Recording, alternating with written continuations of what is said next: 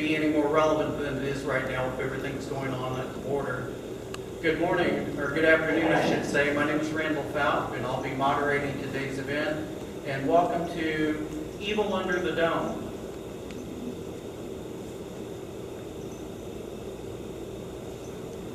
I want to thank our sponsors today for being here and for supporting us in putting this program together. First off, I'd like to thank FairTax KC for their support and sponsorship putting this event on. FairTax Kansas Association, Political Chips Organization, AMAC, the Association of Mature American Citizens. We're enjoying these fine facilities from the Wichita State University due to the support and kindness of the college Republicans here, and also the Southeast Kansas Conservative Group. I'd like for y'all to give them a round of applause and thank them.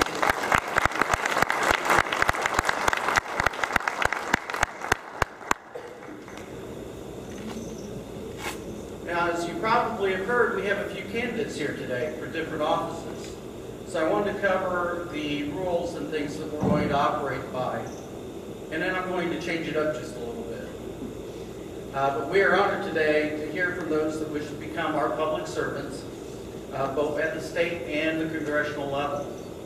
Now, each candidate's going to have 15 minutes each to address the issues they want to discuss. We expect them to address tax policy. However, they are not limited to that.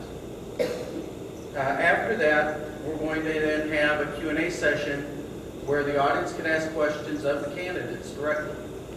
Now, for those questions, they're going to have 1-minute responses each. Now, what we ask is that when the audience has the opportunity to speak, please keep it brief. We appreciate free speech, but we also have a time limit for the building, so no bloviating, as O'Reilly would say.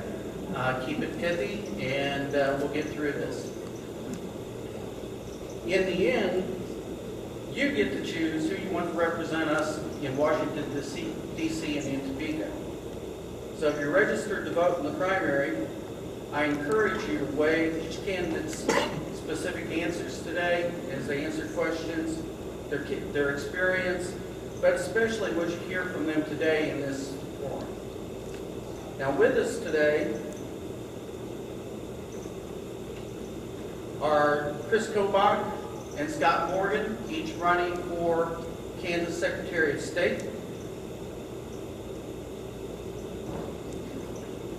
We have Pat Roberts and Milton Wolf. I take that back. We found out that Pat Roberts will not be attending. So we have Milton Wolf in attendance for today, Republican primary candidate for the U.S. Senate.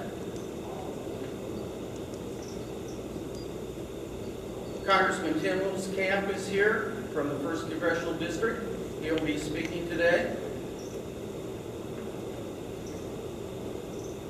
And we have Congressman Mike Pompeo and Todd Tiehart, both primary candidates for the 4th Congressional District here in Kansas. Now, in keeping with Wichita State University's political event guidelines, every Republican primary candidate was invited to attend and to speak at this forum. Some of those candidates did not choose to participate, but we thank those that did, and we want to welcome them here.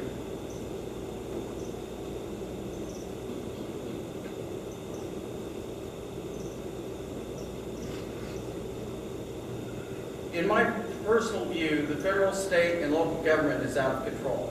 We used to be the land of the free and the home of the brave. Now we've become the land of, well, what I call the regulation nation. If you look at this photograph here, this is from Senator Mike Lee, and that is 80,000 pages of regulations that were published in 2013 alone. 80,000 regulations that never passed through Congress. Yet at the very top of that column, or top of that credenza there, you see a small stack of papers.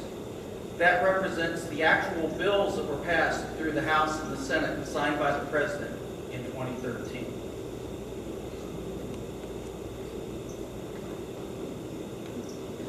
In fact, over 923 executive orders have been signed, Now that's less than some presidents over that period of time, but it's larger in scope in each and every one of the areas in which those executive actions cover. And the number of new major regulations is up by 157%. It's an average of 67 new regulations and executive orders per day, or I'm sorry, per year.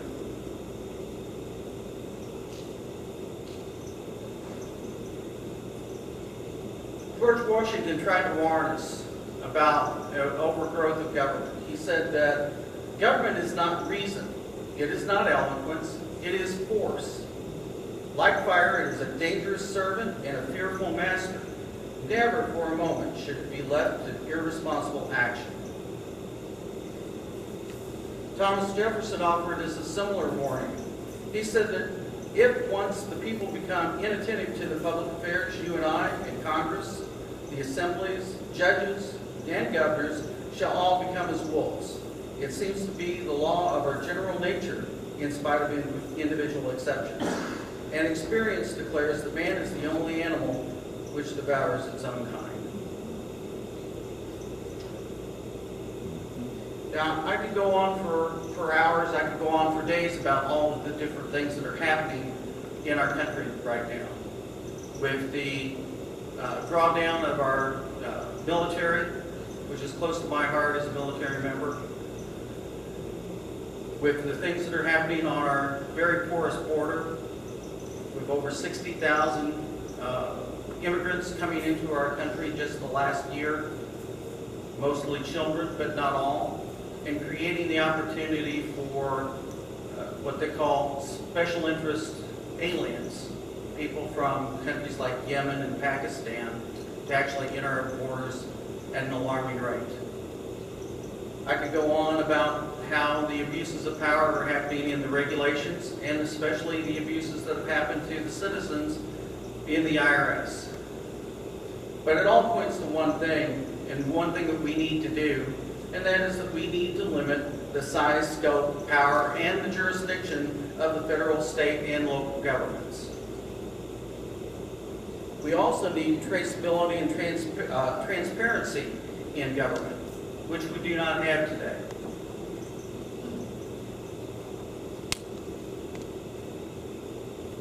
In fact, we're over $17.6 trillion. You're all familiar with the debt clock. If you'd go and look at the debt clock today, it would show you that we're over $17.6 trillion in debt.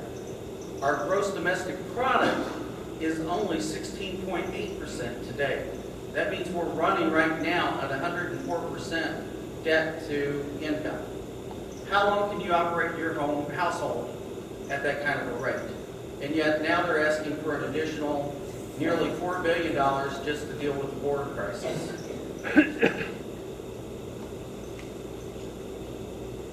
Next couple of slides, and I won't go through these very fast, but if that current trend continues, you'll see that this is going to rise exponentially. Kind of looks like Al Gore's hockey stick, doesn't it? But unfortunately, these figures are real. And so if we don't do something quickly to cull this number, to cull this debt, we're going to be in trouble very fast. Now these figures are from Louis Woodhill. He's a software engineer and was one of the leading founders of Club for Growth. He also publishes in Forbes magazine, and this is from the July issue of this year. And what becomes clear in looking at this is that spending cuts and tax cuts alone, even in combination, are not going to get the job done. Right now, for the last couple of presidencies, we've been operating at approximately a 2% growth in gross domestic product. And that's insufficient to keep up with government spending. Historically, we used to make on our GDP a growth of about 3.25% to 3.5%. If we could simply get back to that level of real GDP growth, we could eliminate those deficits. In fact, this next chart shows you that, if you can see it from there. So if we were able to get back to real GDP above 3.5%, then you can see exactly what happens to that curve. we, instead of taking it upward exponentially, we immediately start to stabilize and drop it down to controllable levels, in fact, below the levels that we're currently spending.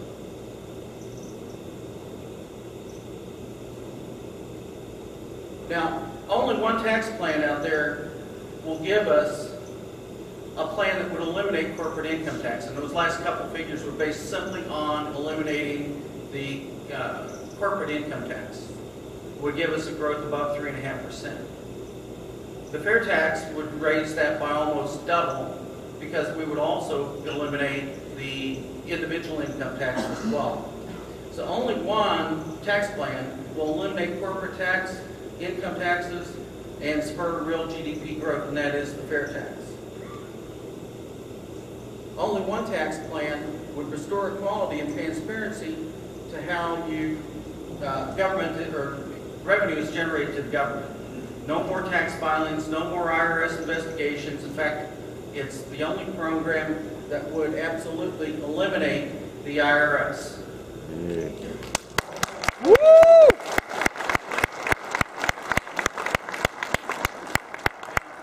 You didn't come here to hear me, you came here to hear the candidates. But more importantly, we're here for them to hear us. Government is too big. Well, let's do it this way. If you believe the government is too big, raise your hand. Hold it up. Keep it up there. Now, if you believe that government is too intrusive, raise your other hand. Excellent. Keep that hand up there. Now, if you believe government has exceeded the limits of its constitutionally derived powers, stand up. Yeah. Hey. Keep those hands up. If you believe that the government is out of control and that the IRS is evil, say hell yes. Hell yes. If you're ready to elect public officials that are going to do something about this problem, clap your hands.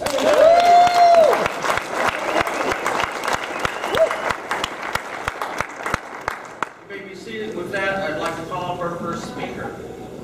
Our first speaker is candidate for Kansas Secretary of State, Scott Morgan.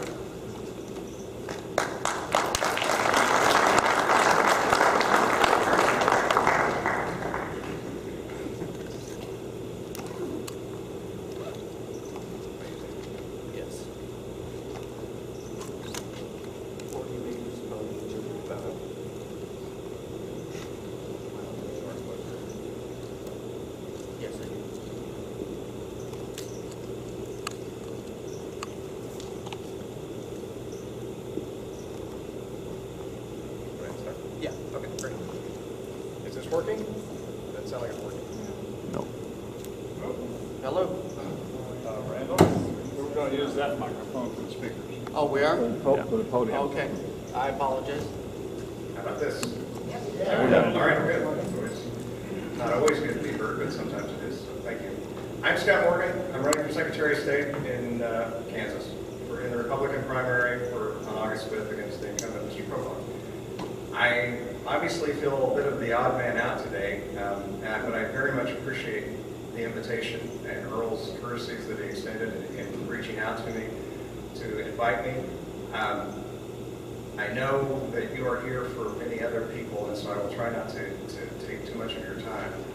But out of respect for you, I did want to come and let you know why I'm running and who I am as we move forward towards the primary. I have an appreciation, I think, for my role today. My dad was a reporter for the Kansas City Star the whole while I was growing up, and he had a curiosity about lots of things. And one of his more interesting things was he really, really enjoyed circuses. So I went to circuses 3-4 times a year, and we learned to become oddly connoisseurs of that weird art. And there were the big circuses like Ringling Brothers that had the big parade as you came in. And those were big and flashy. And then there were the lesser parades, or picnics, no, they were actually circuses, who would start with this sort of sad clown with it, who'd come out and make like a duck balloon. I think that's my role. I'm your warm-up act. I'm the clown coming out to lighten the crowd so then the other speakers can come along and give you probably more of what you came here to hear. Because I will admit, when I went to run for Secretary of State, federal tax policy was not on my list of reasons why I was running or what I considered. But why did I run? Well, first off, who I am. I am Scott Morgan. I'm a fifth-generation Kansan. My family moved here in 1856 before there was a Kansas. We've been Republicans ever since there was a Republican Party in Kansas. I graduated from KU undergrad, law school, went to Washington, worked on the staffs of Senator Kassebaum and then Senator Dole. I represented the United States Senate on the Federal Election Commission. And a little fact that actually I realized might be relevant to you, to those of you who have been following the IRS scandals, is Lois Lerner, a name that has popped up in that thing, actually was a staff attorney on the Federal Election Commission when I worked there. I have not had any contact with her since 1987, and we didn't have emails in the 80s, so I can't say anything about what our emails were like, but that's my whole brush with IRS, I guess. But after that, I was chief counsel for Bob Dole for his presidential campaign in 1988, and after that was finished, we were expecting our first child, my wife and I, so we moved back to Kansas, and I was chief counsel for Governor Mike Hayden. In 1990, I was the Republican nominee for Congress against Jim Slattery. After that didn't work out so well, I decided it was time to try the private side of things. And so in 1990, my wife and I started our own publishing business. And it was a statistical publishing business, kind of an odd little niche publishing, but it was a nice quality of life and gave us the flexibility to do the things that we wanted to do with our 3 children. We built that over 17 years. It gave us time to do things like take our kids to all 50 states, 48 of them in a minivan. So I'm used to tough crowds, so that's okay. And I'm glad still to be here. I'm glad to be anywhere that's not a minivan with my 3 children. But and I love them dearly. But so after I served 2 terms on the local school board, and then in 2007 we sold the business to Congressional Quarterly, and I continued to edit 2 of the books and a large database. So that's who I am. And why is it that I'm running for Secretary of State? Well, for one, I think I'm uniquely qualified for it between my federal, state, and local experience, and the fact I've been a candidate, I've been a campaign attorney, worked on the Federal Election Commission, both the election side of the Secretary of State and the corporate filing side of the Secretary of State. I have a lot of ideas on what to do with that and how to make it more efficient. And it's not just cutting costs. That's one way of doing it, but if you've ever run a business, that is a really, you don't just arbitrarily cut things by not hiring people who leave. You make systematic decisions as to what's making you money in a business, what's making you money, what's not making you money, and you make the cuts where you need to make them. And in government, you're not worried about making money, but you're worried about getting the most bang for the buck and treating Kansans as customers. And I think there are a lot of things that we could do there, and I really look forward to doing that. One thing is, it's been talked about having a web portal. Any of you who have been in a small business know that you have to file with Secretary of State, you have to file with Labor, you have to file with Revenue. It can be confusing if you're doing this and not hiring an accountant to do it. And the idea of a uniform portal is a great idea, but we still don't have one. And I know that it's been proposed, but if that's your focus, this office, then I think we could get things like that.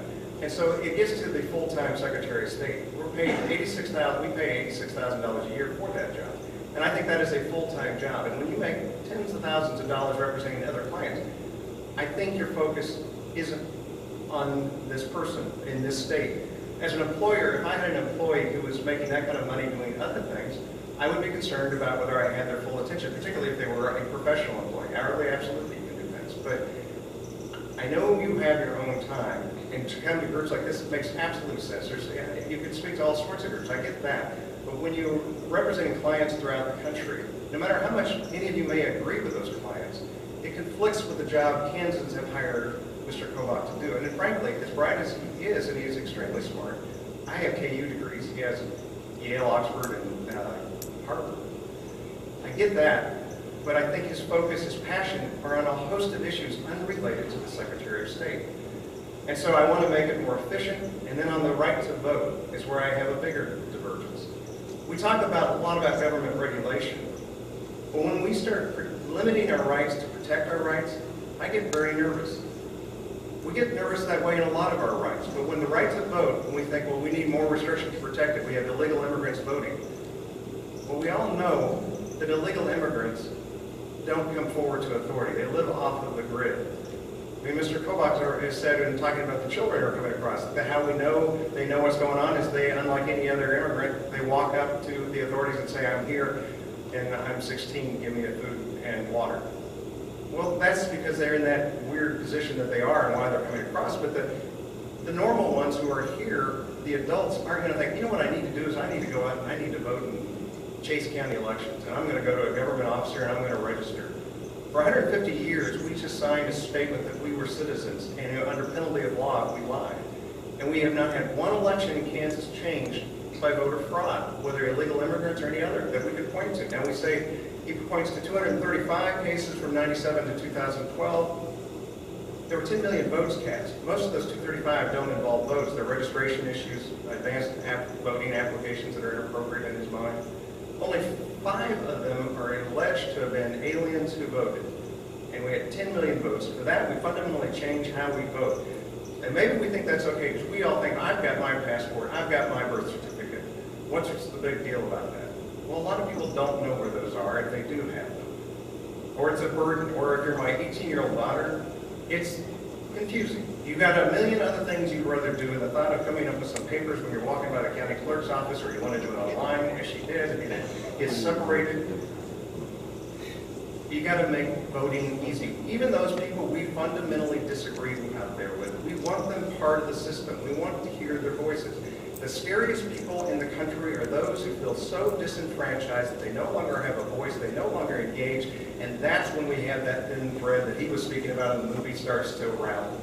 I want the right to vote to be fundamental to all of us, and it is a right, not a privilege. It's not something the government gives you, like a driver's license. It is something you own. It is you. You have it. And I want that to be protected and enlarged. And so that's why I'm running. None of this has anything to do with tax policy. I looked at your tax policy. If you want to know, I think the IRS is a complete mess. I think we spend far too many resources trying to comply with federal and state tax code. That I completely get. We need to change it, whether your idea is the right one or not, but it's a legitimate one that needs to be part of the discussion, but it needs to be a discussion. It cannot be an Obamacare, here's the answer, I'm presenting it to you, adopt it as it is. It's got to be a discussion. That's the nature of having 300 million people in this country. I believe so strongly in this country and in this state. My son graduated 2 months ago from the United States Air Force Academy.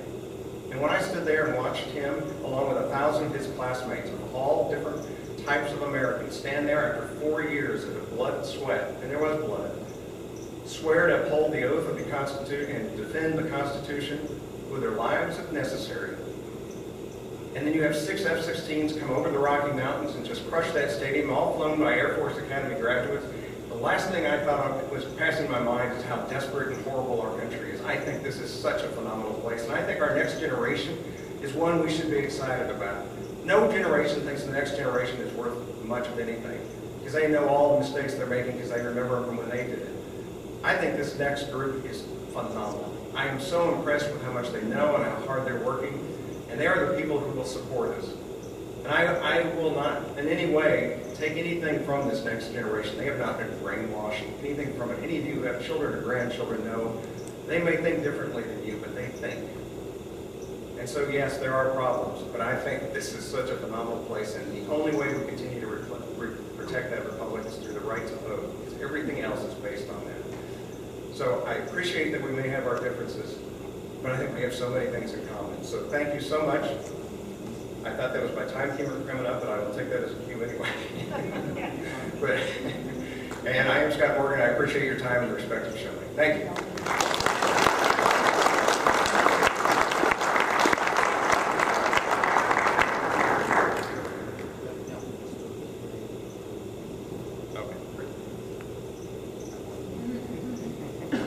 Before I invite Chris Kobach up to speak, would you guys like to have the lights back up again? Yes, please. With it? All right, well, if you guys would please put the lights back up at the back. Thank you.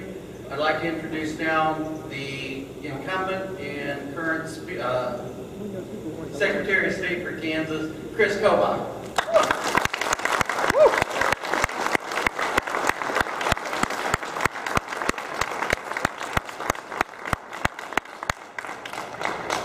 Thank you. It's great to be with you today. today. I'm going to begin by mentioning a few things about the FairTax, and then I'll talk a little bit about the Secretary of State's office, because I think I owe it to you to talk about both. As many of you know, I'm a huge supporter of the FairTax. You all know the economic reasons. You've seen the graphs, especially those of you who've been in the FairTax battle for so many years. You know why it is economically more efficient and something our country needs to do, and why we absolutely need the 16th Amendment to be repealed. Hey. I want to give you an additional reason why you should support the FairTax beyond the economic reasons. And this additional reason has to do with the unconstitutional expansion of power of the federal government. I want to begin with the words of James Madison, if you don't mind. Anyone mind that? No. Let's hear from Mr. Madison. Federalist 45, he wrote this on January 26, 1788, so he published it on January 26, 1788. He was trying to defend the framework of this new proposed Constitution against people who thought that the very limited federal powers in Article 1, Section 8 were too much. Because the anti-federalists, as they came to be known, thought that even the very small federal power was too much. And James Madison sought to reassure them. And so he said this, quote, "The powers delegated by the proposed Constitution to the federal government are few and defined. Those which are to remain in the state governments are numerous and indefinite. The powers reserved to the several states will extend to all of the objects which in the ordinary course of affairs concern the lives, liberties, and properties of the people." End quote. Does that sound like our government today? No. Of course not. The federal government has attempted to regulate every aspect of our lives, and that is unconstitutional. The only things they are allowed to regulate are the very limited list of things in Article 1, Section 8, and then a couple spread elsewhere in the Constitution. That's pretty much where you'll find it. In that Article 1, Section 8, you'll find it. It's about 1.5 pages this size in the U.S. Constitution. Well, for the first few years after the 16th Amendment was passed in 1913, Congress used it primarily for what it was designed for, to raise revenue. But then the progressives, and yes, the progressives then were in many ways just as bad as the so-called progressives now, decided, hey, maybe we can use the taxing power to regulate behavior. Maybe we can socially engineer this country to make it better by penalizing certain behavior with higher taxes. And so the 1919 child labor tax was passed. It was passed because the child labor law had just been struck down by the United States Supreme Court as beyond Congress's power. Congress has lots of powers, and ending child labor was a fine thing, and the states were doing it. But it's not Congress's responsibility under the Constitution. Anyway, the Supreme Court struck down the child labor law, so Congress said, hey, let's do the same regulation, let's call it a tax. Does that sound familiar? Mm-hmm. So they did the exact same regulation, word for word, and they penalized, and anyone who disobeyed would be hit with this punitive tax. Went to the Supreme Court in 1922. Bailey versus Drexel Furniture, the Supreme Court struck it down. Rightly. He said, you can't do this. This is a regulation wrapped in the verbal cellophane of a tax. You can't do that. Well, everything was fine with the taxing power not being abused until 1953 in the case of United States versus Carter. In that decision, the United States Supreme Court changed course, and they said, you know what? We see this federal tax on those who accept wagers. They were trying to tax out of existence anybody, betting basically. And they said, we see this tax, and Congress had already said the purpose of the tax is to regulate, to end this practice.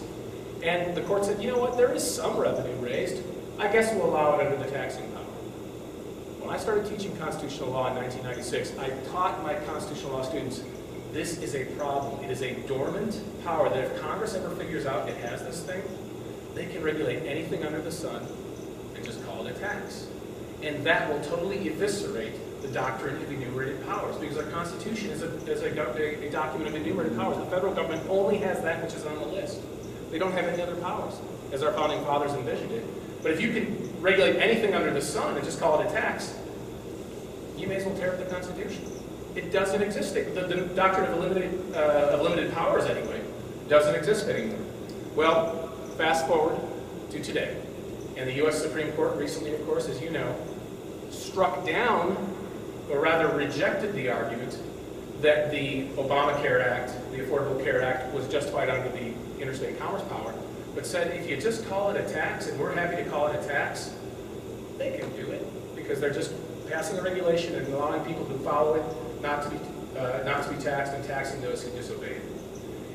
United States versus Carter led directly what the Supreme Court did. And what does this have to do with the fair tax? The fair tax is the antidote. If you eliminate the federal income tax, then this regulatory behemoth, this regulatory steamroller that the federal government has created because of a bad Supreme Court decision in 1952 and an equally bad one in 2012, it ends. That, for me, is the number one reason why I am for the fair tax. You've got to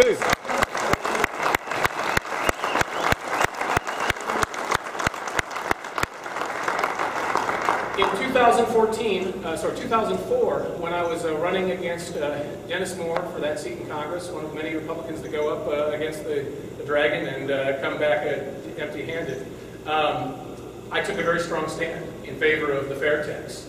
Democrats ran ads against me, hundreds of thousands of dollars worth of ads against me, saying Kobach wants to add a massive 23% sales tax to the taxes you pay. They didn't mention that he would abolish the income tax. I've taken a stand for the fair tax. I will continue to support the fair tax, both at the state and the federal level. My opponent, he says the IRS is a mess. He says the fair tax needs to be part of the discussion. I think, to be fair, also what should be part of the discussion are his survey answers to what he said in the survey in 2008 when he was running for the state senate. He said that he does not want to see the Kansas income tax reduced to zero. On the contrary, he said taxes on income over $75,000 should remain at the higher rate that they paid back then of 6.45%. His answer was keep them the same.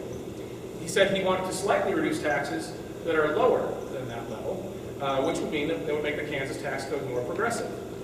That's an argument that some people follow, but it is not an argument that is consistent with the fair tax. And maintaining a 6.45% income tax in the state of Kansas is not something that will help the fair tax. He also said, I would say worse, that he wanted to, quote, enact environmental regulations even if they are stricter than federal law. And he specifically suggested, he volunteered, a tax on carbon emissions, presumably. Now, this is exactly what the Constitution, and in this case we're talking about the state government, but this is exactly what the fair tax aims to prevent. Use of our tax code, use of income taxes to penalize some behavior, like carbon emitting, and to reward other behavior. Taxes should be low, and they should serve the sole purpose of raising the necessary amount of revenue for either state or federal government to suffice. There should be no other social engineering purpose to taxes. Amen.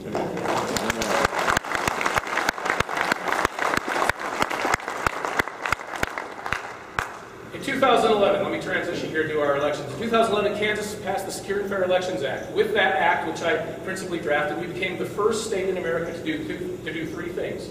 Photo ID at the polls, equivalent security for mail-in ballots, and proof of citizenship for people when they register to vote, for all new registrants.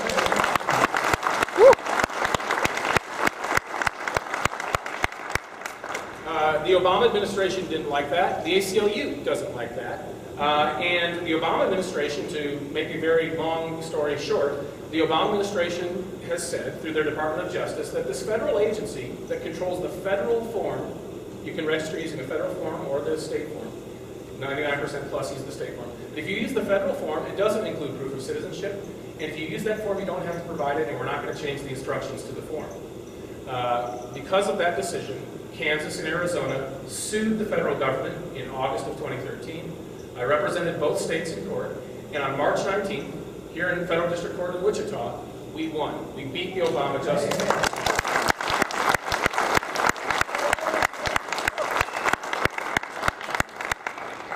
The ACLU brought a separate lawsuit against us. Some of you may have read in the paper this morning that I litigated that suit. I argued it yesterday in Shawnee County District Court. That one's in state court.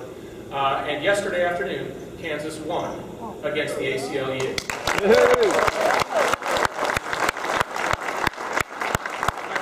My point is this. If we want to preserve the toughest system in America against election fraud, we're going to have to fight to preserve it. Amen. Because the Obama Justice Department wants to break down Kansas system, and the ACLU wants to break it down. If you want to fight to preserve it, I will fight. And I will do it in court myself. I don't need to hire outside attorneys to do it. And I will fight with every fiber in my body. If you want someone who will not fight and will effectively, basically, if you have a Secretary of State who is a litigant in a lawsuit and the Secretary of State doesn't like photo ID, doesn't like proof of citizenship, he can submit himself to a negotiated settlement or judicial order, or just fight, not even bother to put up the fight. And essentially, you'll have the other side win very quickly, and the legislature won't have any say, the people of Kansas won't have any say, and our system will be gone like that. You have to be willing to fight if we're going to preserve it. So, again, if you think those ideas are a bad idea, and certainly there's a point of view that follows that, then you do not want to vote for me. But if you do think we should maintain our proof of citizenship and photo ID, then you should vote for me. It's a very clear choice. I want to answer a couple of things that Mr. Morgan said, and I'm trying very hard to keep within 15 minutes, and I think I'll succeed. He said that my representation of clients in my spare time, instead of playing golf in my spare time, that is unwarranted because my focus is on being Secretary of State. Well, when previous Secretaries of State played golf very frequently at the Topeka Country Club, their focus was on trying to hit the ball as close as they possibly could to the pin. Yeah. Every once in a while, a person can take his focus off of one thing and can focus on something else. But in this case, what I'm focusing on is restoring the rule of law. Because we need to restore the rule of law in our elections, and we need to restore the rule of law in immigration. Yeah.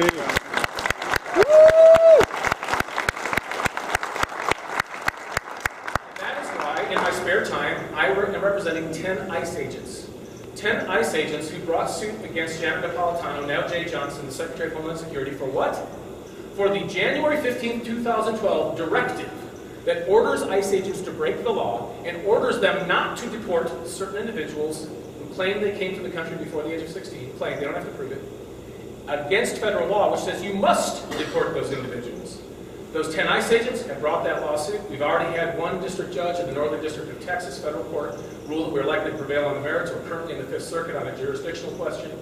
But we're fighting that good fight because we've got to restore the rule of law, whether it is in elections or whether it is in illegal immigration. And by the way, that crisis on the border is the direct result of that June 15th directive. Word got back to these families in Nicaragua, Honduras, and elsewhere that if you come to the United States and you say that you are coming in under the age of 16, you say that you are a dreamer, you say that you're eligible for Obama's amnesty, and by the way, these are the terms that are used, they won't deport you. Word got back, and the coyotes are delivering them to the border and directing them, pointing out Border Patrol agents saying, go to them. And they're not being deported. We have to stand for the rule of law. And by the way, Obama could solve this problem like this. Yep. He could have National Guard planes, and we could have other buses on the border ready to take them from the moment they cross the border and put them right on the planes. His argument that the 2008 law prohibits that is incorrect. There is a clause in that law that says under exceptional circumstances they may be immediately repatriated. I'd say 70,000 minors coming across the border is an exceptional circumstance. Yeah. Absolutely. If he did that, if Obama did that, that would immediately stop the influx. Yep. Because it would be just like what Clinton did with the Cuban boat lift in 1994. When he ordered the Coast Guard to turn the boats around and send them right back to Cuba, the influx stopped because they thought they were going to be allowed to proceed into the United States. If those planes start arriving back in Honduras and the kids are coming off the plane to mom and dad, when we really ought to be trying to reunite this family, shouldn't we?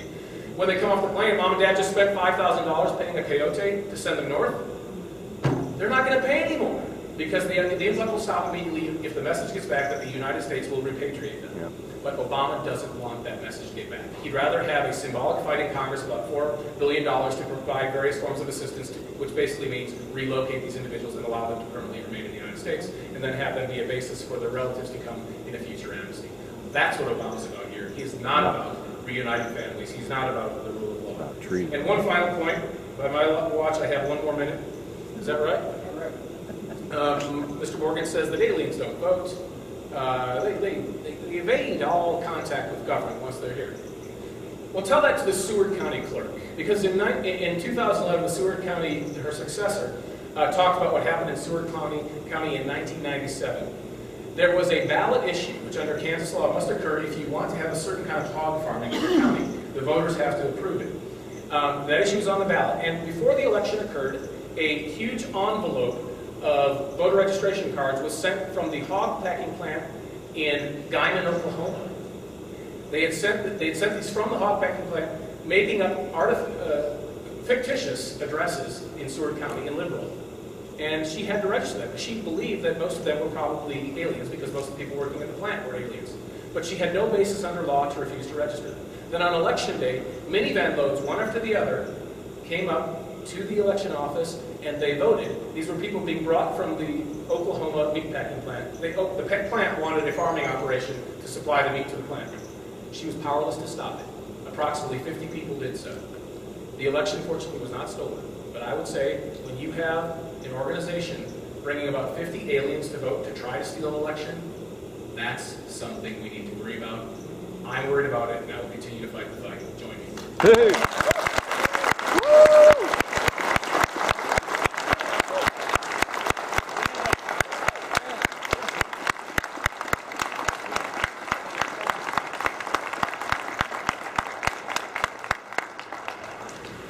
I don't know what you feel or believe about social engineering, but I want you to just take a look at me for just a moment.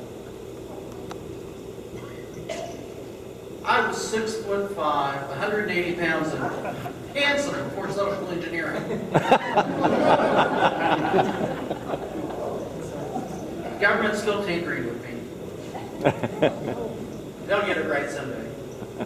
Okay, so for the next, we're going to do about 10-15 minutes maximum for question and answer for Chris Kobach and for Scott Morgan. So questions from the audience, we'll take questions from the audience for them, and then they will each have 1-minute response. Again, keep your questions pithy. Thank you.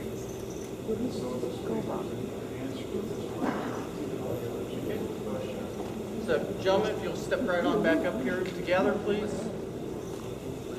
I'll start in the back of the room. Test. Test. This is still on. Gentlemen, recently I've heard some extreme liberals claiming that the current activities of the Secretary of State has disenfranchised some 17,000 potential Kansas voters. Now, I'm not sure whether to believe that or not. I'd like to know whether either of you believe that to be true, and if it isn't true, what's the answer?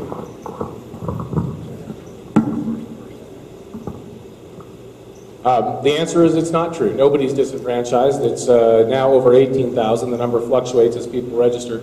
Those individuals are people who have not completed their registration. Under the Kansas law of 2011, when you register to vote, you also have to complete your registration, you have to provide proof of citizenship.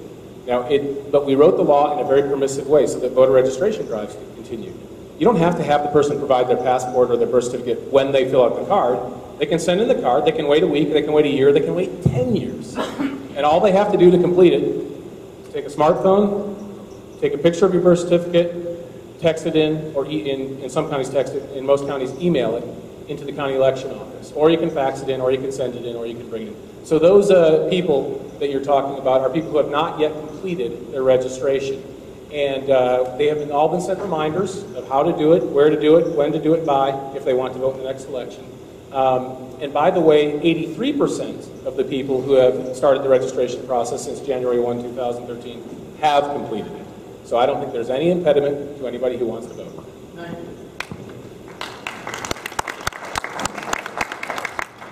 I do think they're disenfranchised. You're getting into the question of semantics there, but people who can't vote, who've tried to register, that's me, you've been disenfranchised. They're not suspended, they're just not able to vote. They filled out the government document, but they didn't fill it out completely, didn't provide paperwork, which most of the people in this room never provided, because you didn't have to when you registered.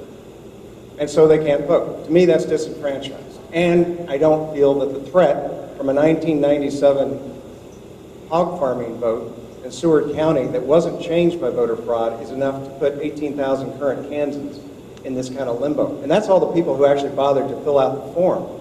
There's all the people out there who go by and realize, I don't have my passport or birth certificate with me, so I'm not going to apply. And maybe we view those as casual voters or procrastinators, as Mr. Kobach. I call them Kansans who are trying to figure out how to vote. And I want to make it easier. It's a fundamental difference. I understand that. Question? I think this lady had her hand up first.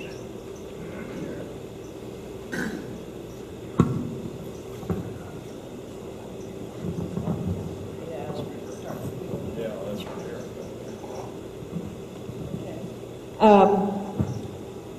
Okay, for Scott, you said that voting is a right, and not a privilege.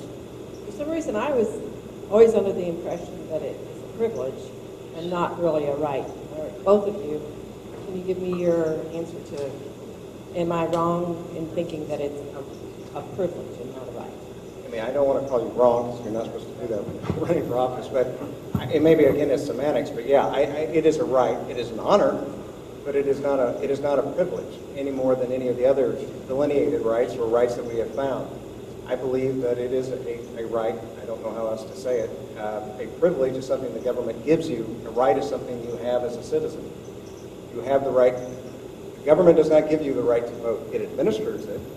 But I think even Mr. Kobach will agree that it is a right. I don't think he's going to say that it's a privilege, but I may be wrong. This is a subject there's sometimes some confusion about.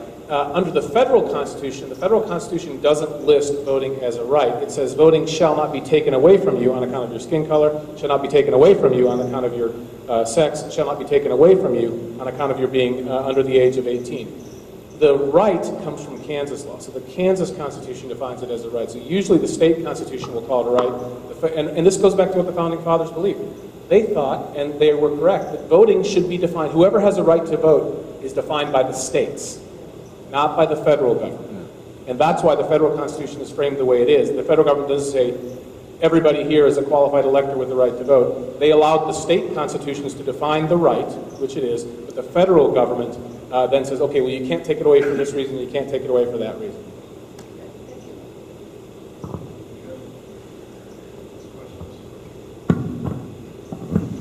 Yeah, Chris, I just want clarification. Obamacare got approved on the fact it was a tax. But all taxes are supposed to originate in the House. What did they do to do the two-step? Well, yeah, this is a great question. And actually, there's a case, I believe it's in the D.C. Circuit right now, still pending. I think it's absolutely unconstitutional for that reason as well. I mean, it should have been struck down in the first decision in 2012 because it's not a tax, and Congress didn't intend it to be a tax, and United States versus Carricker was wrongly decided. Tax regulations that are dressed up as taxes are unconstitutional. But at any rate, that challenge, that it did not originate in the House, is a live challenge. I think it is a valid challenge, and it should be struck down for that reason as well. I'm not sure what the current schedule is on when we can expect a decision there. Did you have any input you want us to? I don't think they wanted my opinion on that question. I mean, no, I have no input there. This question is for both candidates. On the topic of fraudulent voting, Mr. Morgan, you specifically said that it hasn't happened, as if that were a fact. My question for you is, how would you know? And my question for Chris Kobach is, how would we know if someone's fraudulently voting if we're not controlling the registration process? Now, I didn't say that there had not been voter fraud. I said no election had been proven to have been changed by voter fraud. Even the worst case he could come up with. How do you know? I will still get to the question of how you know. I was answering clarifying the first thing was, I didn't say what you had said, that there is no voter fraud. I said no election in Kansas has been changed by voter fraud, and I still am waiting to hear of one. Now you say, the question is, and that's where I'll get to it, is how do I know that? Has there been fraud that permeated the system and that we have had elections clearly determined by one vote? So how do we know that? My thing is, if in a right, and it is a right, that if it's government has to have clear and compelling evidence to restrict those rights. We feel very strongly about that in a whole host of things. And the threshold government needs to meet before it restricts or in any ways impairs your rights has to be fairly high. Now, granted, we disagree on this, that he thinks the voter fraud is sufficient to put these 18,000 people in limbo, where he brags about 82% of the people who've tried to register have succeeded. I don't find that something worth bragging about. I find it a disgrace. That's 83% of the people who have started the registration process have completed it. Anybody who tries to complete it succeeds. I haven't met a single person who's tried to present their proof of citizenship and failed to do so. As opposed to the question originally, how do we know? Well, the 235 cases that were presented to the legislature back in 2012, those represent the tip of the iceberg. Voter fraud, before we had our rules in place, our new laws in place, it's extremely difficult to detect, especially voter fraud by mail. And that's where we've seen some of the states that have done the right thing of requiring photo ID but have not tightened up security for mail-in ballots, all it does is push the fraud to mail-in ballots. Those people never face another human being. They don't have to prove anything to anybody. And as a result, you have all kinds of voter. So I think that 235 is probably around 10%. I don't know what percent it is, but it's a very small percent of the total amount of voter fraud. And as we presented to the federal district court, when the question was, we had 20 cases of aliens who had registered just in a short period between 06 and 09, I think it was, that we knew about, not counting the ones we didn't know about. And we said to the court, look, we had, I think the number was 24 or 25 cases where the margin of victory was 50 votes or less in the last decade, including congressional primaries. That means you've got to take serious. Every time there's a close election, if you have just a handful of fraudulent votes, you may steal that election.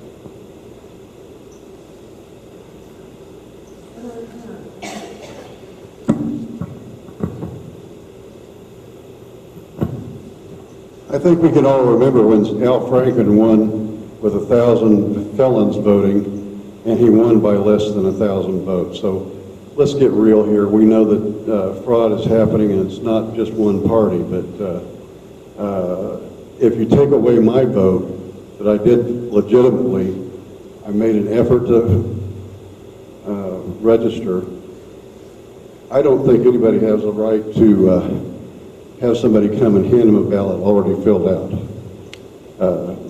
Do you have any reason, Mr. Morgan, to say that somebody can cancel out my vote, my right to vote by fraud? You don't want to know because evidently you have other people you'd rather have in office than I would. Well, I certainly have no idea who you are, who you want in office. That has nothing to do with my decisions. I find that the threat of fraud to be far less to me as a concern than the rights of people who are not able to vote, and their right is canceled out because they can't vote. And I understand, I understand we people, a lot of folks here disagree with that, and I respect that.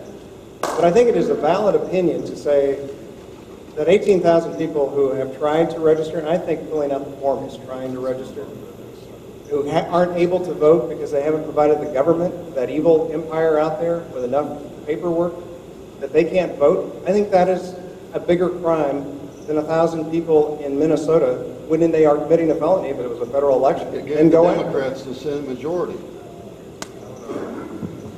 It did more than just give the Democrats the majority in the Senate. It gave them the 60th vote necessary to pass Obamacare. Al Franken was that 60th vote. The fraud that occurred in Minnesota in that election was the fraud that led directly and traceably to the passage of Obamacare.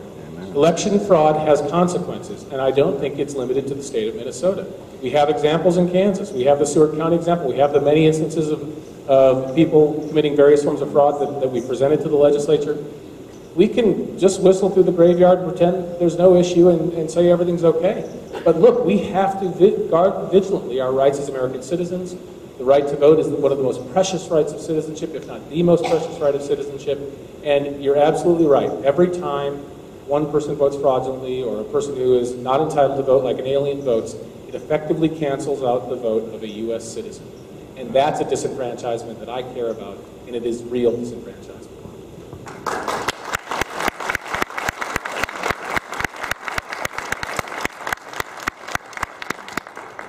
One last question, if I may.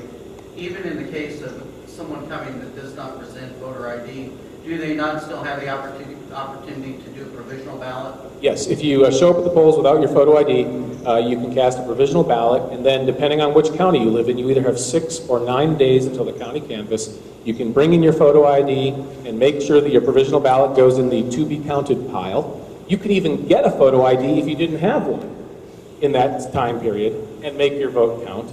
So there is plenty of opportunity for an individual who forgets his driver's license to make sure that he can still make his ballot count. We had 0.07% of voters in 2012 fail to bring their photo ID to the polls. They all had the opportunity to make those ballots count. Yes, that's true. Okay. You asked a question about logistics, and that was right. Gentlemen, thank you very much. We appreciate your time.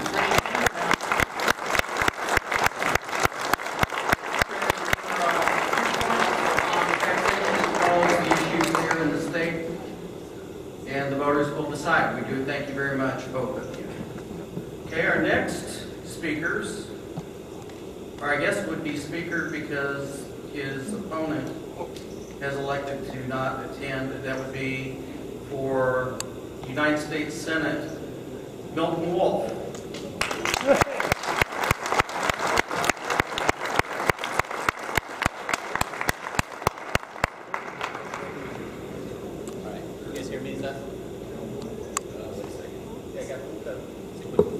There, now. You guys hear me? Is that all right? Yeah. Hey, thank you for being here today. Thank you for letting me be here today. I'm Dr. Milton Wolf. I'm running for the United States Senate. I'm a constitutional conservative Republican, but I'm not a politician. I'm actually a doctor, a medical doctor. I'm running for the United States Senate because our country is in deep, deep trouble. You know, I've been a Republican all my life, and I've been loyal to our party. But I think the problem is our party has not been loyal to its own principles. You know, ours was supposed to be the party of the Constitution, of limited government, of less spending, of less debt. Yep. But frankly, our party let the country down. You know, it wasn't long ago that the nation entrusted itself to our party. It was the 2000s. They gave us the White House, the House of Representatives, the Senate, even the United States Supreme Court. And look what we got in return. They gave us the largest expansion of government in our nation's history until Barack Obama came along. They gave us the fastest growth in spending, the fastest growth in debt. They gave us no bureaucrat left behind for our schools. They gave us the auto bailouts, the bank bailouts, and then they banned the light bulb. Republicans banned the light bulb. Let me tell you something. In the history of this world, there has never been one time where a person came up with a brilliant idea and one of those curly Q light bulbs turned on over their heads. It's not enough to just elect Republicans. We've got to elect conservative Republicans who will abide by our Constitution. Amen. I'm running because I believe we need to re-embrace the American idea itself. That divinely inspired American idea of individual liberty, limited government, and free market values. You know, that's what made America great. In fact, that's what made America in the first place. And when we've abandoned it, we've suffered. So I've entered this United States Senate race, not because I want a career in politics. I don't. I'd rather practice medicine. But our country's in deep trouble right now. And I feel compelled, if you've followed this campaign at all, I feel compelled to make a confession to you today. There's something that that my opponent, Senator Roberts, has said about me, and it's true, and I just feel like you should hear it from me. It's true. Barack Obama and I are actually cousins. You cannot make this up, can you? The next Ted Cruz is Barack Obama's own unapologetic conservative cousin. Now look, you know you cannot choose your family. And you know that's true. You've been home for Thanksgiving and there's somebody there you would not have chosen. And if you can't think who that person is, you're probably the one they would not have chosen. I think Barack Obama is the worst president in our lifetime. In fact, I think he's the worst president in our history. And I'm running for the United States Senate to put a stop to Barack Obama.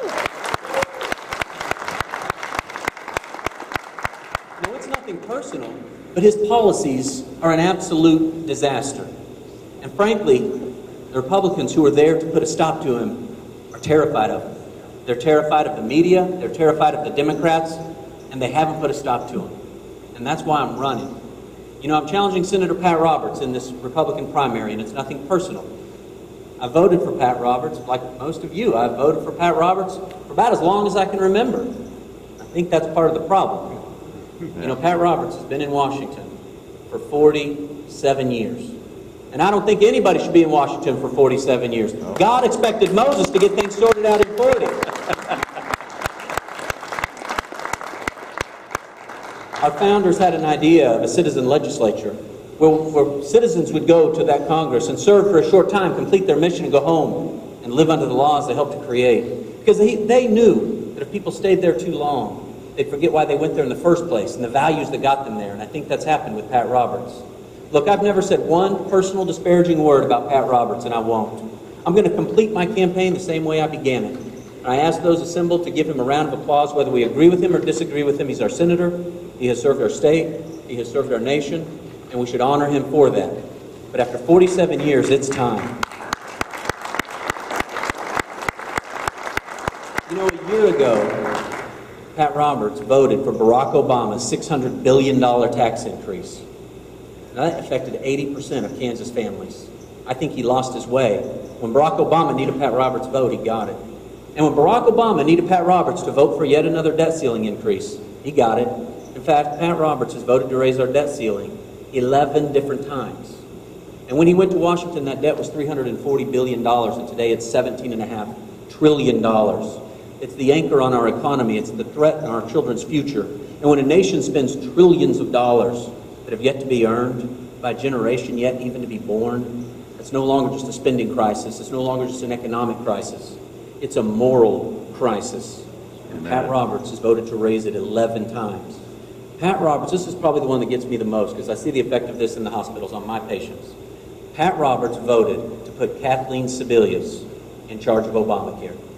Now, I've asked this question across Kansas. I've asked the question to tens of thousands of Kansans.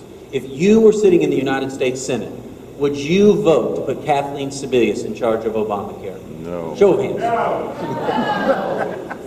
Pat Roberts did because Barack Obama needed his vote. In fact, Pat Roberts voted to put Hillary Clinton in charge of foreign policy. And I think at some point, you stand up and you fight. I think we need more senators like Ted Cruz and Mike Lee and Rand Paul.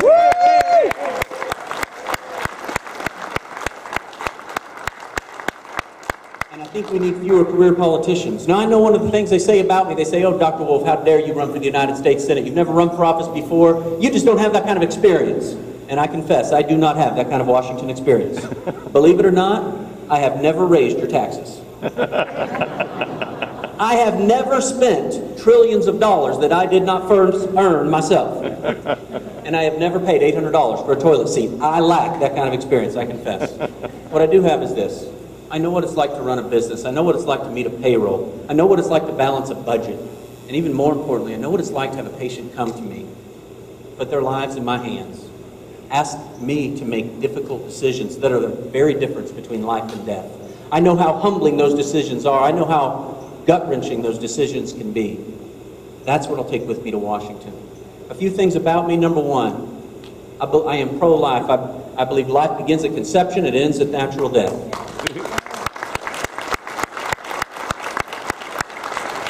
If you don't get a chance, you really need to take the opportunity to meet my wife, Carrie, who's in the back, standing in the back and comes everywhere I go, and I can't thank her enough. Carrie and I make no secret of the fact that we were teenage parents. That was the biggest challenge of our lives. People think this Senate race is a big challenge. No, you be a teenage parent. But it was also the biggest blessing of our life. Until 3 years later, when God repeated that blessing, we had our second child. And we just celebrated our 23rd wedding anniversary together with our two wonderful children. I've devoted my life to saving lives. I believe every baby deserves to be loved, and I believe every life matters, and I will never apologize for being pro-life. I believe your right to self-defense is God-given, and there's nothing man can do to take that away from you. I believe the Second Amendment means exactly what it says. Carrie and I are both life members of the NRA. We both have our concealed carry licenses, and it embarrasses me just a little to say this, but it's true. When we go shooting, she usually outshoots me just a little bit. I remind people, it's not Texas you need to worry about. Don't mess with Carrie. I believe in hard work. I believe God put us on this earth to serve each other, and we do that by working hard.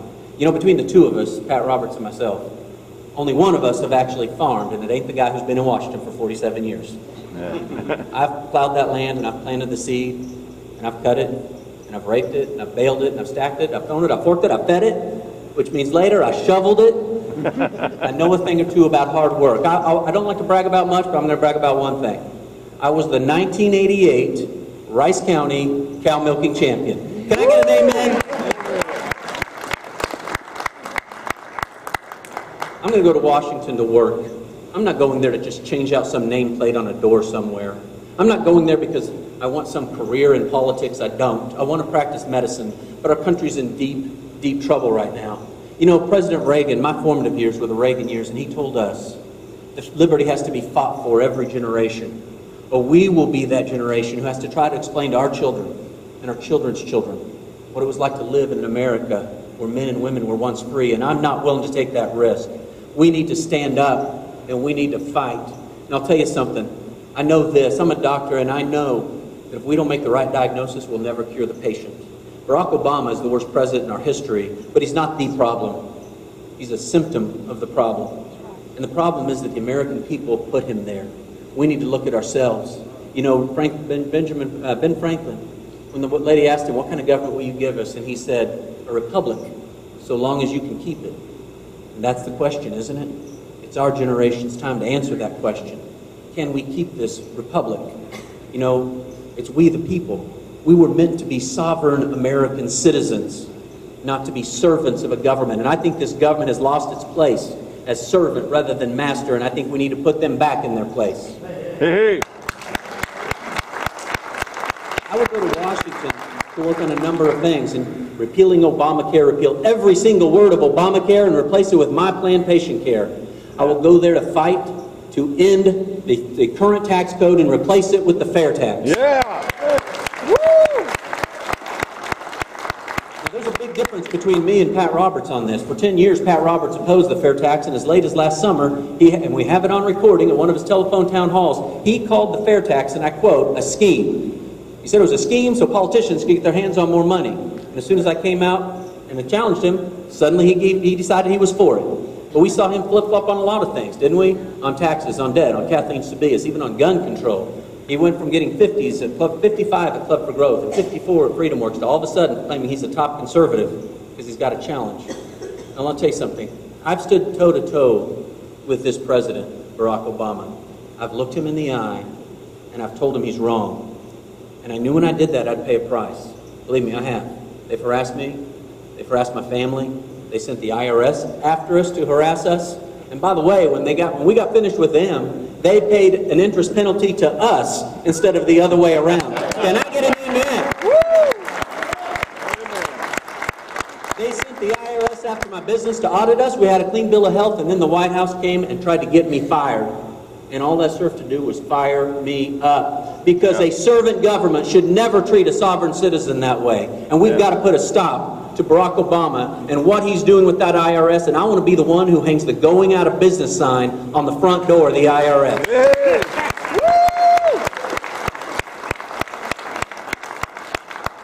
I support the FairTax, not simply because it's a great economic policy, it is, and not simply because it's a great tax policy, it's that too.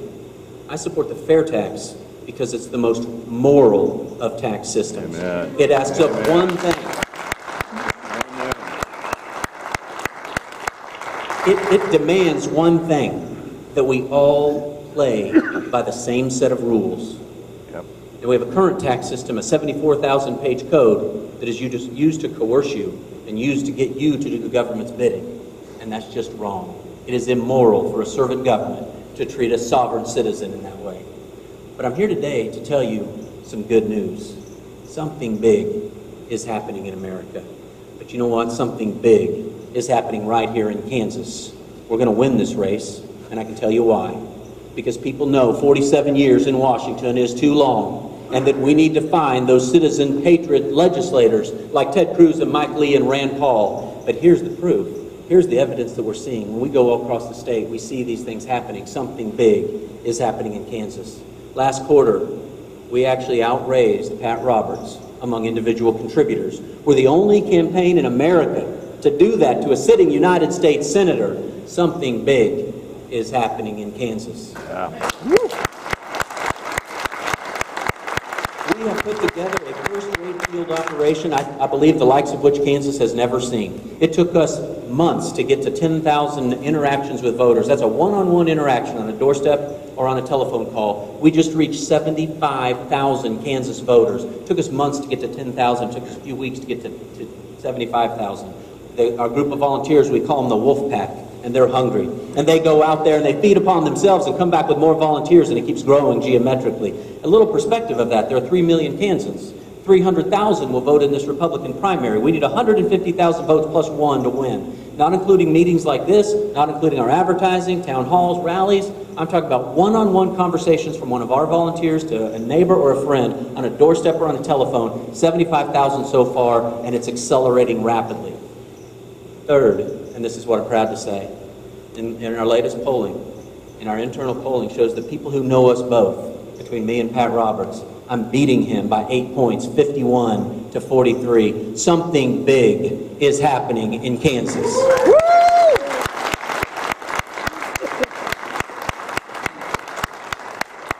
I'm here today to ask you for your support. I think if you're going to run for office, you at least ought to honor those and ask them for their vote. And I'm here to ask you for your vote. But I'm really here to ask you for something so much more than that. Of course, I want your contributions and your volunteer time, and I wouldn't mind if you'd say a prayer or two for our family and for our campaign. But really what I'm asking of you is to remind yourselves that you are those sovereign American citizens. That this country will rise or fall based on what we do here today. That if America is to survive, that this Republican can be kept. If we are to be that generation that gets to hand a stronger America to our children, then we have to stand up. So I'll never ask anybody to stand for me. I think that would be arrogant, presumptuous. I'm asking you to stand for the Constitution. I'm asking you to stand for that American idea itself, and I promise you, you stand for that, we'll be standing together, and we will be victorious. So I thank you so much for being here. I hope you'll stop by the table, sign up, take a yard sign, and I'll end simply with this, to say, God bless you, and through your works here today, may God bless the United States of America. Thank you very much. Thank you for having us.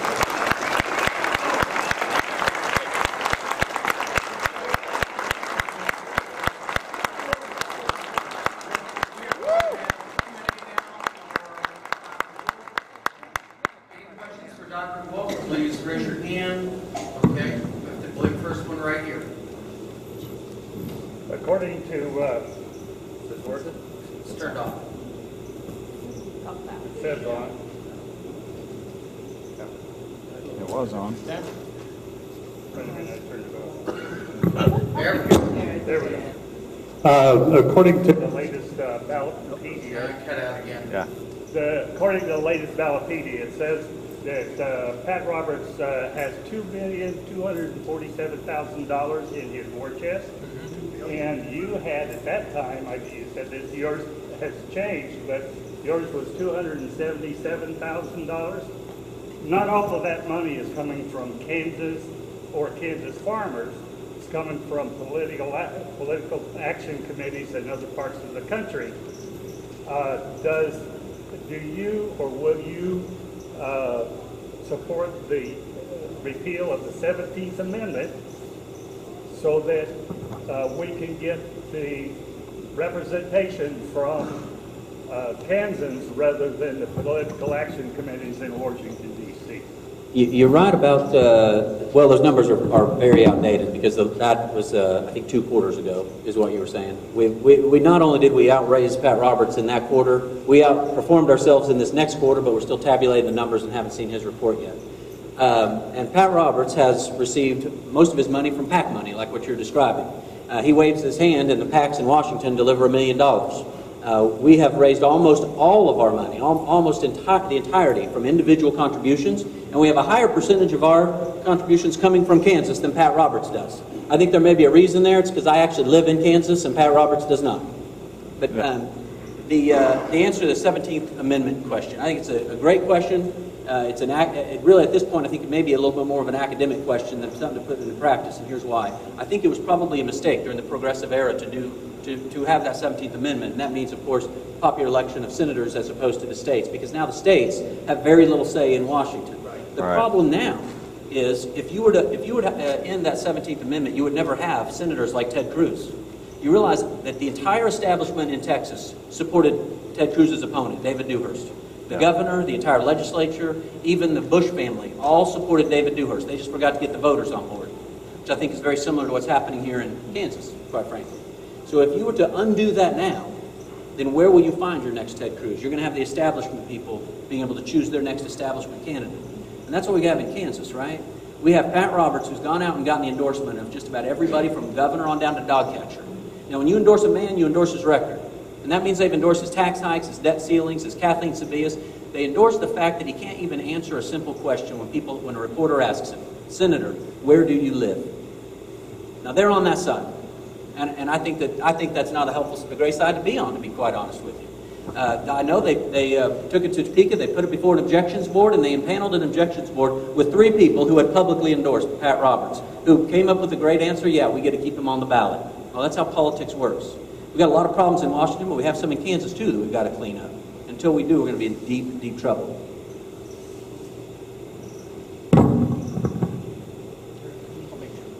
Doctor, I was a Chris McDaniels fan, from Mississippi. Me too. And I still am. Yeah. do we have any fear of that happening here in Kansas? What happened to him? We should be terribly alarmed by what happened in Mississippi. You realize that Republicans betrayed Republicans and joined league with Democrats to interfere with our primary. And as much as we like to blame this on all of Washington and pretend as though it's all some anonymous person somewhere, the truth is this. The truth may hurt, you may not want to hear this. But the prime person responsible for that was our very own Senator Jerry Moran. Jerry Moran is the head of the NRSC. The NRSC spent over $200,000 in Mississippi, $175,000 of it during the runoff. They sent 45 staffers and volunteers into that state to knock tens of thousands of doors, and they made tens of thousands more phone calls from the NRSC into Mississippi in an effort to turn out liberal Democrats to interfere with the Republican primary to stop a conservative to save somebody who'd been in Washington for 47 years. And I'm appalled by it. It was an outright betrayal. Now, fortunately, in Kansas, we have better laws in regards to this than Mississippi. We have a closed primary, so only Republicans can vote in our primary. We don't have a runoff. But don't think for 1 second that they're not going to pull their dirty tricks. I mean, all they're doing in this entire campaign is attacking me personally. They can't find a single issue that they say I'm wrong on, so they'll attack me personally. And I'm telling you, we better gird our loins. We better mount up in our full armor, and we better be ready to go to battle. But August 5th is where we'll win this. Yeah. Woo!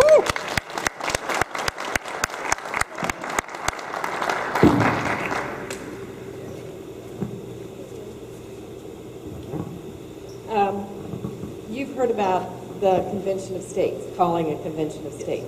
I'm wondering what your opinion is on that and if you're familiar with what it takes to do it. Certainly, absolutely. You're talking about this Article 5 convention. Yes. This, of course, is not a federal issue once you use the Article 5 convention. It is entirely of the states. Currently, to amend it, you amend the Constitution. The only way it's been done historically is to start in the Congress and then have it ratified by the states. The second half of the Article 5 is it starts in the states and it's ratified by the states. So as a United States Senator, I would have no say whatsoever on what a state decides to do. There's no vote for a senator on that matter. It's entirely up to the states. Do I think the states need to re-exert their rightful place in our union? Absolutely. We talk about separation of powers. We usually think of that as being legislative, executive, and judicial. Well, that's the horizontal separation of powers. There's a vertical separation of powers, too. And it's the federal government and the states government, although I think we've gotten that backwards. And it's supposed to be the states governments and the federal government. The states created our federal government, and our federal government should be beholden to our states government. I think our states should use whatever means necessary, and that's only one tool. There are a whole host of other tools, not the least of which, frankly, is if states would simply say, we're not going to take your money. We're not going to take your money so that you can tell us what we have to do. Yeah. Let me tell you a perfect example. One of the things I want to do when I go to Washington, not only do I want to put a going out of business sign on the front door of the IRS, I want to put a going out of business sign on the front door of the Department of Education. Hey. Now look, it's not because I don't love children and want to educate them. I'm a doctor. I'm a product of the public education system, as is my wife Carrie, as are our kids, and we've been blessed with that. But look, it doesn't make any sense to me why we should take $1 from Kansas and send it to that Department of Education and beg them to give us 80 cents back and let them tell us how to run our schools. Right. I would like to liberate every one of those dollars and bring them back to Kansas so Kansans run our schools rather than Washington. And then I'd like to promote everyone in the Department of Education. I want to give them promotion to the private sector where they belong. Yeah. Woo!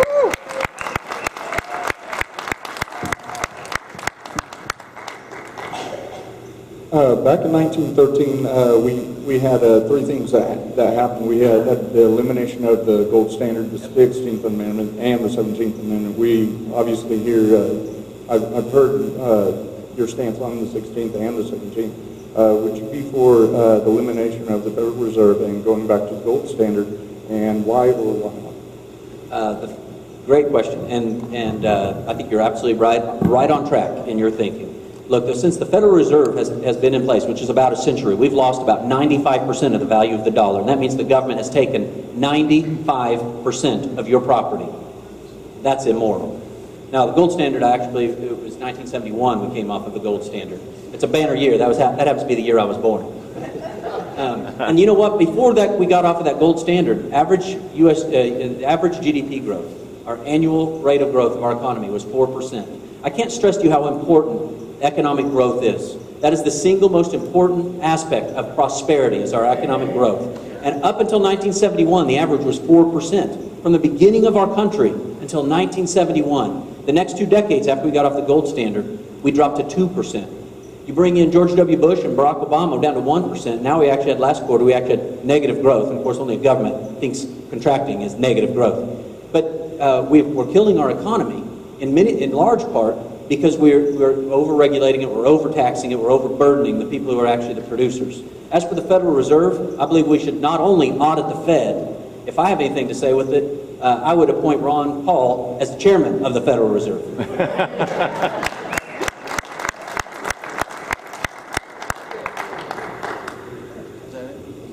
Oh, I believe we've got one more here. Ollie. Now, my question is about repeal of the 16th. Should I bring it out now, or wait till we? I'd like to address it to the whole. Bring it up now. Good okay, time. Please. My name is Ollie Angel, and okay, it's on. My name is Ollie Angel. Thank you, Colonel. And I believe that Congress will never voluntarily allow a vote to repeal the 16th Amendment. That the only way the 16th Amendment will ever be repealed is by an Article 5 Convention of the States.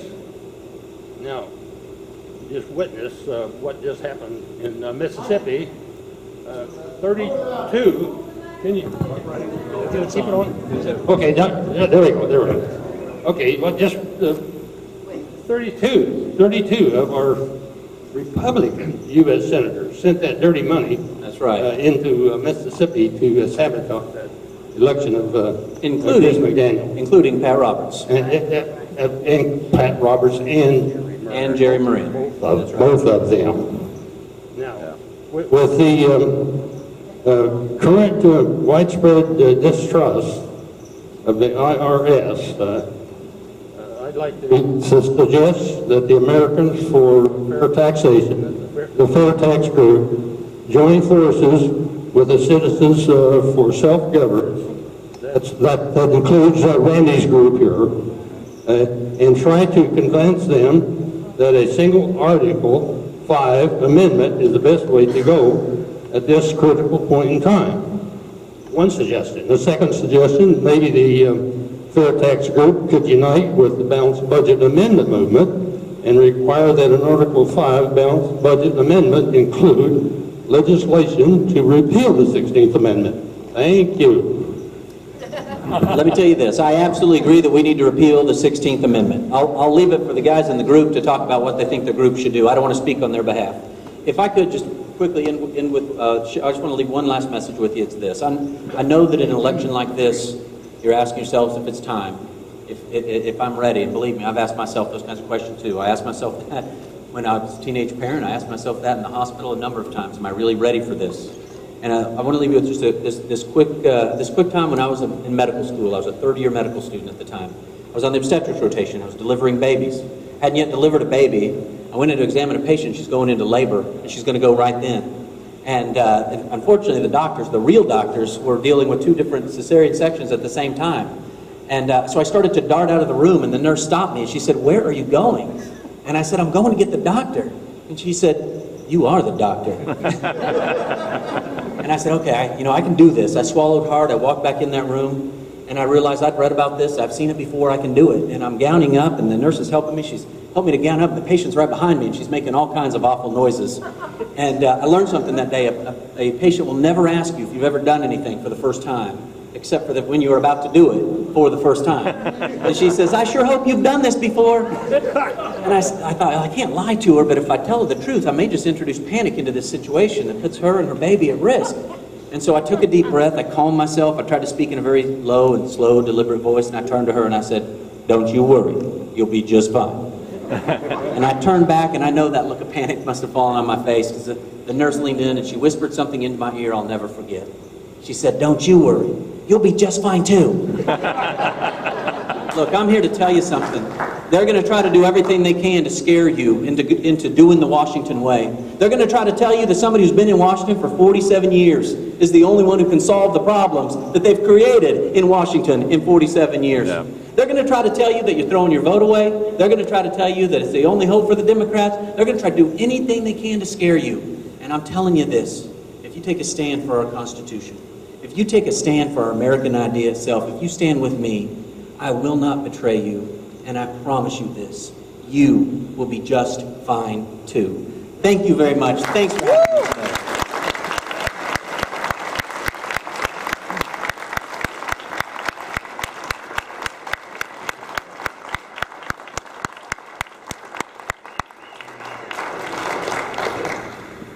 Our next two speakers, we'll first have the current seated Congressman Mike Pompeo.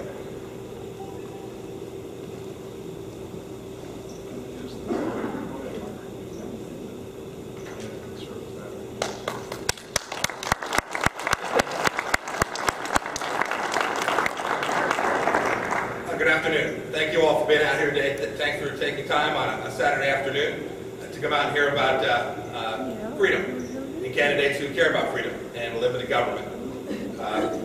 I was elected for the first time in 2010. I came in at a fortunate time, a time when 87 Tea Party Republicans were elected to Washington, D.C. Came in with a big class. It was great. You may remember the time. The Affordable Care Act had just been passed in the prior Congress. You may remember Dodd-Frank had been passed. The government, big government was on the march. It's frankly the reason I gave up what was then my day job. I'd never run for office before. I've been around the political process much like you are all out here today and care deeply about making sure that the size and scope of the federal government remained in check. And frankly, the reason I ran, for so many of those 87 ran that now faded in November, was because we watched both parties behave in a way where they were prepared to take far too much of your money. Remember, these problems didn't just start 5 years ago. The size and scope of the federal government was out of control for decades before that. In the 20 years before that, most in particular. It is not the case that all of a sudden we had a new president and things got out of control. I think it's absolutely true that it got worse, that we have the most lawless president we've had in the history of the United States of America. But this challenge, when Republicans had power in the late 90s and the early 2000s, the Republican Party didn't do what needed to be done. Didn't take the very things that you will hear folks who served during that time tell you they care deeply about. When they had the chance, when the American people sent Republicans to the White House, to control the United States Senate, and control of the House of Representatives, the Republican Party clutched out. That's why I ran in 2010. I was hopeful we'd get the presidency back and we'd get the Senate back in 2012 and I'd be part of the reclamation of the American story, the American tradition. That didn't quite go that way. The American people did something that I continue to find quite remarkable. They sent Barack Obama back to the White House. You've heard a couple speakers before talk about how that is such a deeply disturbing idea. But your presence here today suggests to me that this is not a permanent situation that we find ourselves in. It's not the case that we're relegated to ever bigger government, to an ever bigger expansion of programs inside of our federal government. In fact, we can get it back. When I went to Washington, D.C. in January of what would now have been 2011, I took an oath to the Constitution. It was the second time I had done that. I did it the first time when I stood on a parade field at the United States Military Academy at West Point.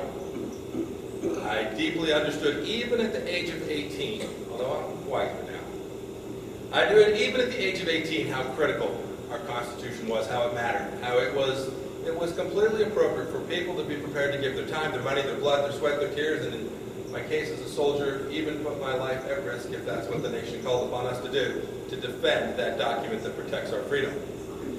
In January 2011, I took the Constitution. It was just a little bit of time before that I took one of my very first official acts. It was to become a co-sponsor of the FairTax bill. It was the first co-sponsorship, and if you go look around, you'll see there are 75 co-sponsors of the current version in the 113th Congress. The very first piece of legislation I co-sponsored was the FairTax bill that was very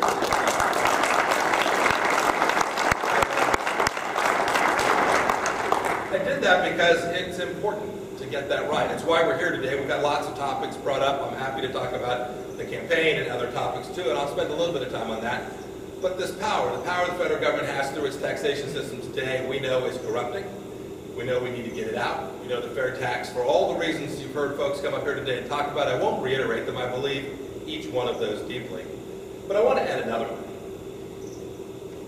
came to shrink the size and scope of the federal government. I think one of the things that permits that to continue is that when you have a tax system where people don't really appreciate how much money they're really sending to Washington because you have this concept of withholding, no one has to actually write the check out. I think that matters. When you can't see it, when there's not transparency associated with the money that Washington, D.C. is taking, I think that's a bad thing for America. And you see that. You see that writ large throughout our government. It's the reason the fair tax is a perfect solution to so much with what disables our ability to get the scope and the size of our federal government back in its place. You know, rewards do. Mr. Wolf talked about this. Dr. Wolf talked about it being moral. It rewards those who are thrifty, right?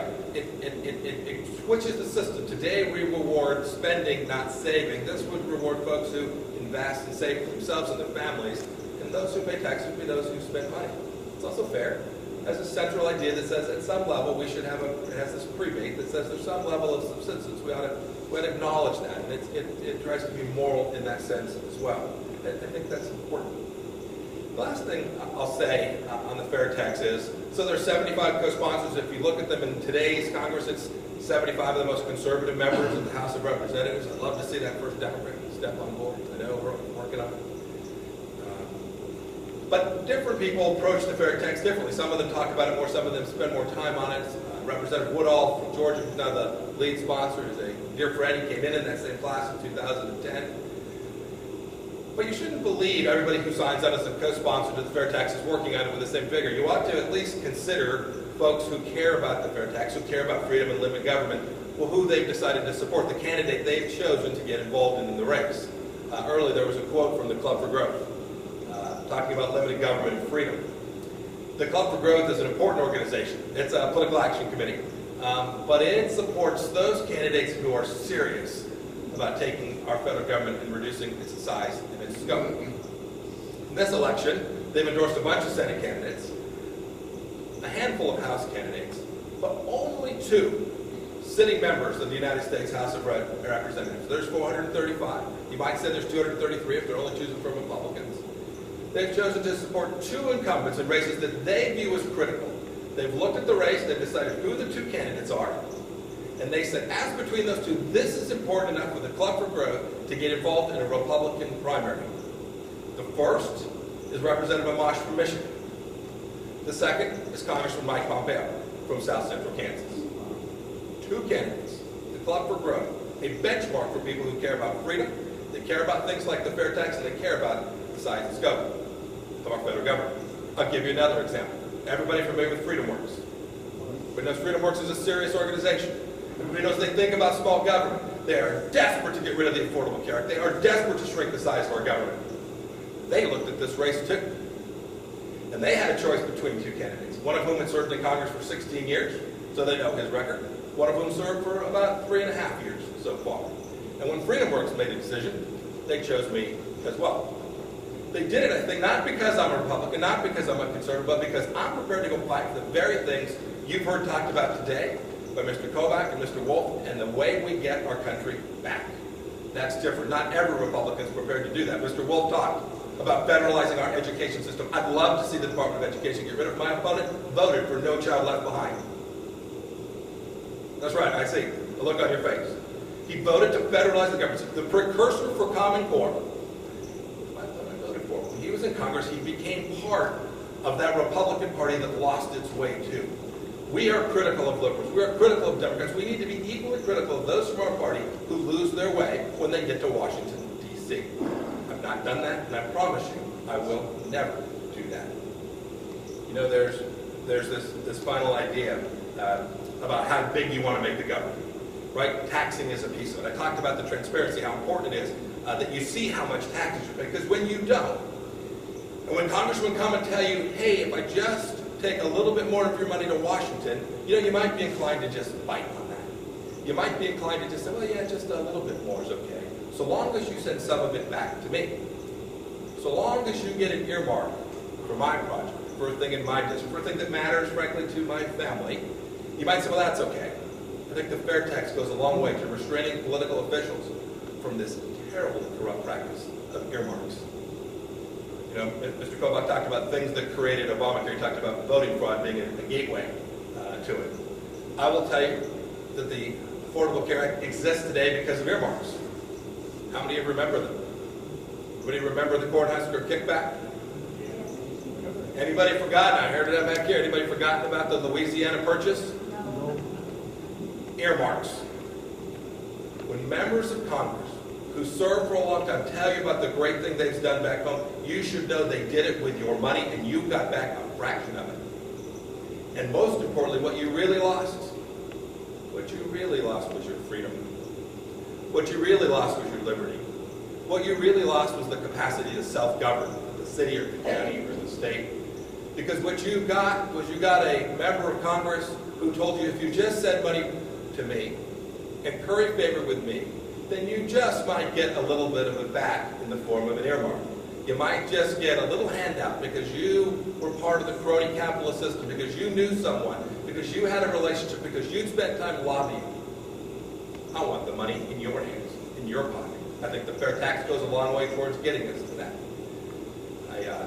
I believe in this deeply. I did not come to this the day I ran for Congress. I believed in limited government freedom since that very first time I had this idea that I could actually go vote and begin to shape America in the direction that I wanted to shape it. I've worked hard on this. Not just when I was in political office. Much like you, I came to events, I rallied, I worked on behalf of U.S. term limits for several years. I was largely unsuccessful. I still believe in term limits. And I most especially believe that when you spend 16 years in Washington, you should not come back to the voters and ask to go back. I just think when you're there, you do your work, and then it's time to return. It's time to return to the private sector, the place that I spent most of my adult life, first as a soldier, then as a business leader. We need to make sure that we return government to you all, to the people, the power back to you. We can do it with the fair tax. We can do it by the continuing the ban on earmarks. We can do it by getting rid of the Department of Education. All the things that you've heard conservative voices speak about today are the things that I've done in 3.5 years and the things that I've pledged to I will do. If I can get your vote on August 5th, and get a chance to go back and serve for another 2 years. Thank you all. God bless you. Have a great day.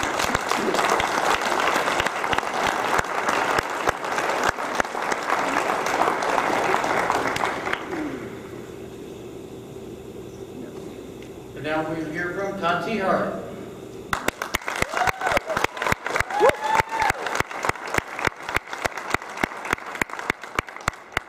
Good afternoon. It's great to be with you. It's nice to share some time with some great Americans. And Earl, thank you for being persistent, setting up these events. You've been a warrior for a very long time, and I just want to thank you.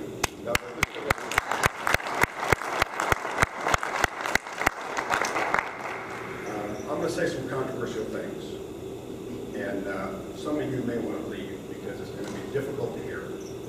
So Lloyd Hanna's in the back there. Lloyd, I want you to stop anybody from leaving, will you? Don't let anybody leave, Lloyd. A lot of people have asked me, why are you running? After 16 years in Congress, you left. Why do you want to go back? And I left Congress and started a business. All my colleagues decided to lobby, pretty much all of them. And I came back to Kansas and I started a business to help companies deal with the federal government regulations. And that business has been pretty good to me. One of my clients actually had me come and run his business for 14 months in Colorado Springs. So I commuted back and forth to Colorado Springs. I can tell you every way to drive between here and Colorado Springs, even if you want to go through Oklahoma, which I would advise. It was an interesting experience, and I think it's added to my abilities to understand how to deal with regulations and with challenges that our small businesses are facing today. They're terrible challenges. But I just looked at what's happening in Washington, D.C., and I think all of you are probably a lot like me. If I was driving down Kellogg and there was a car wreck, and the car was on fire, I would pull the people out of the car even at my own risk. I've actually done that, pulled people out of a burning car. What I see in Washington now is not a car wreck, it's a train wreck. Yeah. The cars are off the track, and Congress is taking pictures of the wreck, and they're selling the pictures. It's become all about the money in Washington, D.C. All about the money. And it's become very sad. They don't do earmarks anymore. What they do instead is special interest legislation. based on what the political action committees want to have happen. And that's why you don't have a fair tax. That's why you don't have the fair tax today. Let me explain how it works. If you go to Washington, D.C. today, you go to the House side, there are 3 House office buildings, Cannon, Longworth, and Rayburn. In the middle one, the Longworth building, they have the Ways and Means Committee room. That's where all the tax policy goes through. Outside that Ways and Committee meeting room, there are about 8 phone booths. Now, in every other committee meeting room around the House side, they only have about 1 phone booth, and it's down the hallway. So why would they have 8 phone booths right there where they write tax policy? Well, now we don't think much about it because we have cell phones. So we don't think about the phone booths so much. But at a time when tax policy was critical, all those lobbyists had to race down to the phone booth and tell them what was going on. Tell all the people that were funding their efforts what was going on. It's a huge problem. I'll give you 3 examples about why money has become the issue in Washington, D.C. The first one's consumer products. There was an amendment put on a bill by Mr. Pompeo that prohibited the publishing of consumer complaints by the federal government. Now, I don't know about you, but if I had a child, I would want to know if that child seat is safe. And if there's some consumer complaints, I would want to know about that. I think we have a right to know that. In a free market, we ought to have full information. We ought to be able to know whether a product is defective. You know why GM is recalling 2.1 million vehicles? Because they have defective ignition switches. When you put your key and turn on, it could catch on fire. Consumer complaints are very important to our culture and very important to us here in a free market. But Mr. Pompeo decided that it wasn't important enough for us, so he put an amendment, which was successful, and now the federal government is now going to publish consumer complaints on defective products.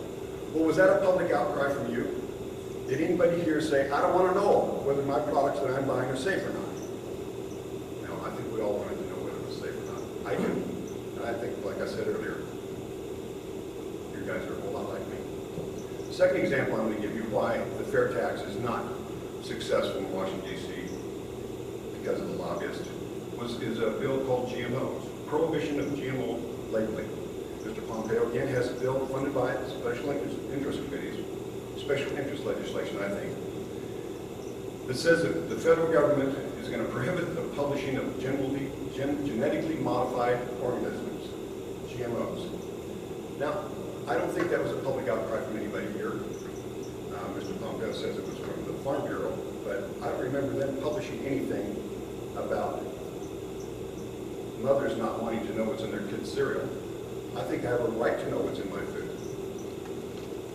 In a free market, we ought to have full information. But prohibiting GMOs is another piece of special interest legislation. Didn't come from us. Probably came from Monsanto, or the grocery manufacturers, or some other chemical company, or the meat packers. Big corporations with big ideas and big lobbyists generated big legislation. It wasn't us. The third example is probably a little more complicated, but it's still the same problem that we have in Washington, D.C. today, that it's all driven by the money. You all have been reading about this and you've heard about it quite often, that the NSA is listening to our phone calls. In fact, on July 5th, the Washington Post published a new article that said that 80% of our phone calls, not just the metadata, not just our emails and our text messages, and the digital phone calls that we broadcast, but even our phone calls, 80% of them are being recorded by the federal government. Well, who collects all that data? There are contractors, special contractors that do that. In fact, the NSA's budget is $31 billion, which is larger than the state of Kansas' budget. $31 billion. 70% of that budget goes to contractors. 70%. Those contractors have lobbyists. Those lobbyists have political action committees. Those political action committees gave $2.1 million to the Intelligence Committee, a select committee appointed by, the Republicans are appointed by Mr. Boehner, and Mr. Pompeo sits on that committee. There have been several votes that would take away those NSA contractors' ability to collect all this information. One was called the Amash Amendment. I think it was on the 19th. No, I'm sorry, that was on the 24th of June. On the 19th, it was the Massey Amendment. Mr. Pompeo voted twice. No, both times.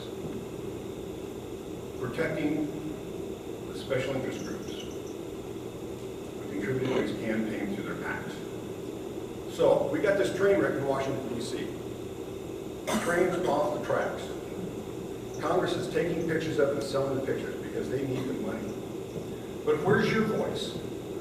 Who's going to fight for you? Do you have a political action committee? How many of you have a political action committee here? Anybody? What about us? What about us? Well, the FairTax was put in by a guy named Woodall in Georgia, H.R. 25, and it's been refiled this Congress, as Mr. Pompeo pointed out. He is a co-sponsor, which I thank you very much. I'm glad that my representative is on this bill. I appreciate that. But if you go to govtrack.us and you look up H.R. 25, it has something called prognosis. It says that it was referred to committee, and then there's a prognosis. Prognosis says 0 chance of being enacted. 0 chance. Not 5, not 4, 0. Political Action Committee money in Washington, D.C. now controls what's going on. And it controls it so much, and I'll give you another good example. Now, you all know that I'm pro-life. In the 1980s, you can take all the pro-lifers. There's more people in this room today than there were pro-lifers in 1987 when I first got involved in the movement. We were there when they had Summer of Mercy, 1991. I was down there with prayer support when they arrested my own pastor. We got involved. I ran in 1990. I was the only Republican candidate that wouldn't endorse Mike Hayden because he had switched from being pro-life to pro-choice in his second campaign.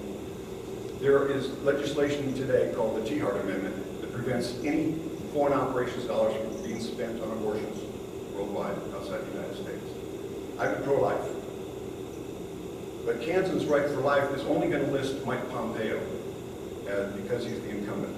Now, he's pro-life, and I'm thankful for that again. Thank you, Mike. But they're not listing me because John Boehner's office, and according to the lobbyist from the National Right to Life, a representative from, well, he's actually said, leadership came to me and said, you're only going to list one person being endorsed by Kansans for Life. Only one person is going to be endorsed, and that's Mike Pompeo because he's the incumbent. Well, here I got this nice record. I mean, I thought it would have been nice for them to do what the NRA did. The NRA said, Mike Pompeo's endorsed, he's the incumbent. But Todd Tiart also has an A rating just like Mike Pompeo. That's fair. That's fair. However, Kansans for Life is only going to endorse Mike Pompeo, and I have the same acknowledgement as anybody who actively is a pro-abortion candidate. Again, Washington, D.C., the PACs are in control. The PACs are in control, even if the pro-life movement in Kansas. It's a sad day, friends. How's it going to change? Do you think it will change if we send another person up there that has the same face and has the same voting record that they did before? Or do you think we need to change the faces? I won't support John Boehner. Hey. Woo! Yeah! As a fundraiser with John Boehner, I think it's the 23rd of this month. Yeah. He's very tight. In fact, Mr. Pompeo has been appointed to 2 select committees. Do you know how many members of Congress would like to be appointed to a select committee? Well, that's the Speaker of the House that appoints the Republicans. Mr. Pompeo is on 2 of those committees. 2. I won't support John Boehner because I think we need different leadership. We can't keep doing the same thing over and over and again and expect a different result. It's like Congress voting 57 times to repeal Obamacare. Yeah. Now, somewhere between 7 and 57, don't you think somebody would have stood up and said, hey guys, I don't think this is going to work? Yeah. Would you have said that, Earl? I would have. I think I said, hey guys, I think this isn't going to work. 56 times was probably enough for me. Maybe even 2 would have been enough for me. We got to change the faces if you want to change the outcome. 0% chance of being enacted. Now, I believe we ought to have we ought to see if we can't organize enough states like Ollie was saying. You know, it isn't going to come from Washington. I can guarantee you. There's too much money in Washington, D.C. right now. Too much PAC money in Washington, D.C. There's plenty of lobbyists. There's even lobbyists in this room. There's plenty of lobbyists out there. Now, I've never lobbied. A lot of people like to think I have. I have a First Amendment right. I can talk to my representatives. But I've never been a lobbyist. And frankly, I don't have any problem with lobbyists. I think they play an active role. But not when that role exceeds the voice of the people. And that's what we have today. Yep. You deserve to be heard. You deserve to have someone who will speak out for you. You deserve to have more time with your congressman than he has with lobbyists. Amen. That's what I think. Now, I didn't give you the broader speech, and Milton Wolf was pretty good at that. I liked his speeches. I think Pat Roberts is probably going to win unless you guys are really active, but I liked his speeches. I didn't come here to give you a rah-rah speech here today. I came here to tell you the truth. And I told you it's going to be a difficult message to listen to. And some people are uncomfortable in this room. But I'm uncomfortable with the way this country's headed. It's tearing me up. Why would I give up a good business and do this? You know, I had to report my finances. You can go online and you can see how much I made the last couple of years, up through when I announced. I had a good business. But this is important for my kids. It's important for my grandkids and yours as well. If we don't reclaim this country soon, it's going to go in the tank. Yep. We're not that far from it. Amen. So I'm running out of time. I just want to tell you this, that if you want somebody who will listen to you, who will come and sit down and fight your fights, even if he has to take criticism for it, which I took here earlier for the earmarks that I've done in the past. When somebody came to me and said, I need some help, I did it. Because that's what my job was. A representative form of government means you represent the people and their problems and their challenges. Not the lobbyists in Washington, D.C. Not the political action committees. You. So I would appreciate your vote on August 5th. Thank you for coming out. God bless you, and God bless America.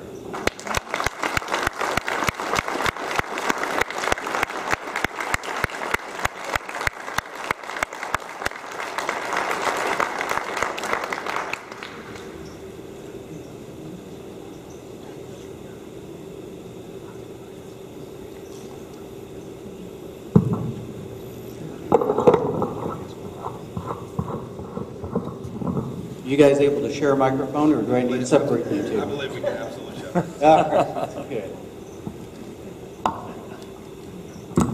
We're good at true false questions too. So let's keep them real brief. All right. Yeah, I've got a question. You know, people want to blame Barack Obama and they want to blame Harry Reid and blame a lot of people, but the way I look at it, tyrants are going to be tyrants. And our founders knew that tyrants were going to be tyrants. That's why they developed the Constitution, to fight against tyrants. And for the U.S. House, they gave it a special little provision called the power of the purse. And in Federalist 58, James Madison described that centrality of power and the purse's role in the growth or non-growth of government. And that this power over the purse may in fact be regarded as the most complete, effectual weapon with which any constitution can arm the immediate representatives of the people, the U.S. House, for obtaining redress of grievance and for carrying out into effect every just and salutary measure. Can I get a pledge from you guys? You know, we can, you know, try to pass bills, you know, 57 times. We can go through all these showing that we're tough, but will we really use the power of the purse that we've been given in the Constitution to defund every single dime of this tyranny coming from Washington, D.C.? I will pledge to do that. In fact, last time, in 2010, when I had the opportunity to work on some legislation that the Livestock Association was concerned about, the EPA was trying to regulate livestock emissions. It's called cow gas by, you know, people. They want to regulate that because it's methane. They think methane is part of greenhouse gases. So I put a very simple phrase in the agricultural appropriations bill that said, no funds shall be spent regulating or enforcing or regulating livestock emissions. And to this day, they have not done that. Now, I left in 2011, and there's been plenty of opportunities, I think. The first opportunity just happened last month in June, when Hal Rogers finally decided to defund the IRS agents in Obamacare. That's a great fight to have. I think they should have been doing that in 2011 after I left. In fact, I talked to him. He asked me, I was the ranking member on Health and Human Services, and he said, what would you do to combat Obamacare? And I said, I'd start defunding the chunks of it. Pick your fights wisely, the ones you can win. How many here like IRS agents in healthcare? Yeah. I don't see any hands. That's a great fight to have, and I think that's the first example in 2 Congresses where they finally decided to exercise the purse. They don't think they should be fully funding any executive orders or parts of Obamacare. The executive orders that I've talked about are the ones that have not passed Congress. EPA's greenhouse gas emissions, for example, when the Democrats controlled both the House and the Senate, 2009 and 10, they couldn't pass greenhouse gas legislation. So the president has gone ahead and enacted it, and the Republicans in the House have fully funded that part of it. So yes, I'll take that pledge. You know, you should be careful about believing what politicians tell you. You should. You should. Me too. I've been elected for 3.5 years. I was running a small business. You should verify, just like Mr. Reagan talked about, right? I'm not even sure you should start with the trust part when you're talking to a politician. Mr. Stewart acts like he's brand new to this. Like he talked about PACs as if he'd never met one. He talks about Mr. Boehner like Mr. Boehner hadn't come to Kansas to raise funds for him. Is that right? One time. So just be careful when somebody tells you something and you go, gosh, that sounds great. I just want to make sure everybody has data. I love facts and data. I was an engineer by training at West Point. I love facts and data. So he just said he would work to defund government. He criticized a piece of legislation that I offered, an amendment actually, that had to do with the government and complaints. You remember talking about this, about consumer complaints? He said you ought to have the right to know. So I didn't want the federal government to do that. Sure straight, I didn't want the federal government involved in figuring out whether you like your washing machine or not. If you don't like your washing machine, you call Maytag. Go to Craigslist. There's 1,000 places you can go. Where you do not need to go is the federal government. The folks behind that piece of legislation were a group of folks you all know very well. They're called the plaintiffs' bar. They like to get the hands on information about complaints so they can file class action lawsuits. What on earth would the federal government be doing involved in consumer complaints online, creating a data? It is chaos. Mr. TR has been critical of me coming and saying that's a special interest. And yeah, special if y'all are an American and who like your freedom. It's very special. So when a politician tells you something, I just want you to be very careful with it. When he tells you he'll pledge to reduce the size and scope of the federal government, remember, he wants the nanny state creating a database so that you have a place to complain when you're unhappy with your hand mixer. Okay, next question. Mr. T. Hart, where do you stand on Common Core?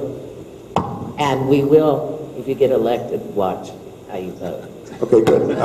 Well, Mr. Pompeo said that I voted for No Child Left Behind, and keep in mind there were 2 votes.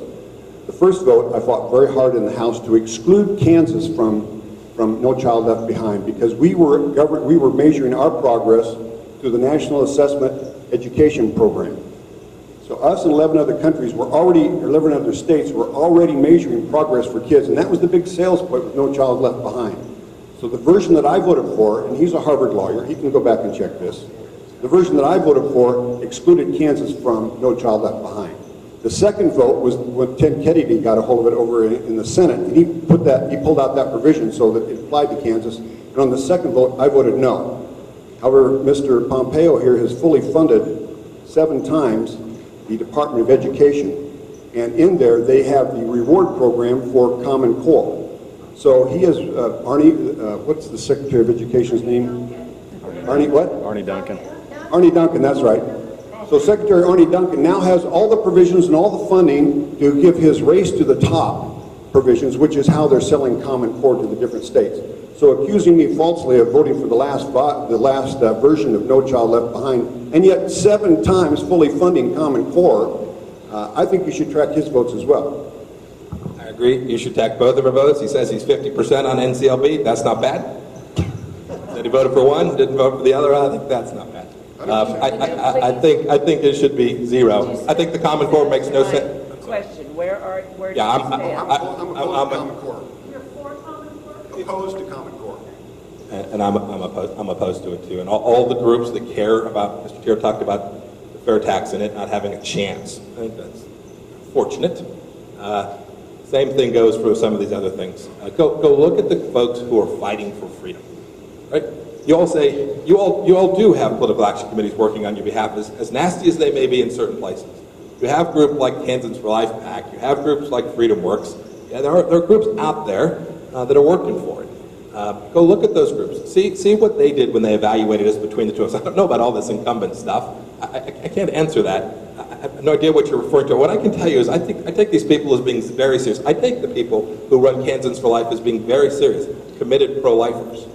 I think the chance of them having made their decision because someone in Washington, D.C. and leadership told them to do so is very low. I'd say the same thing for these other political action committees as well.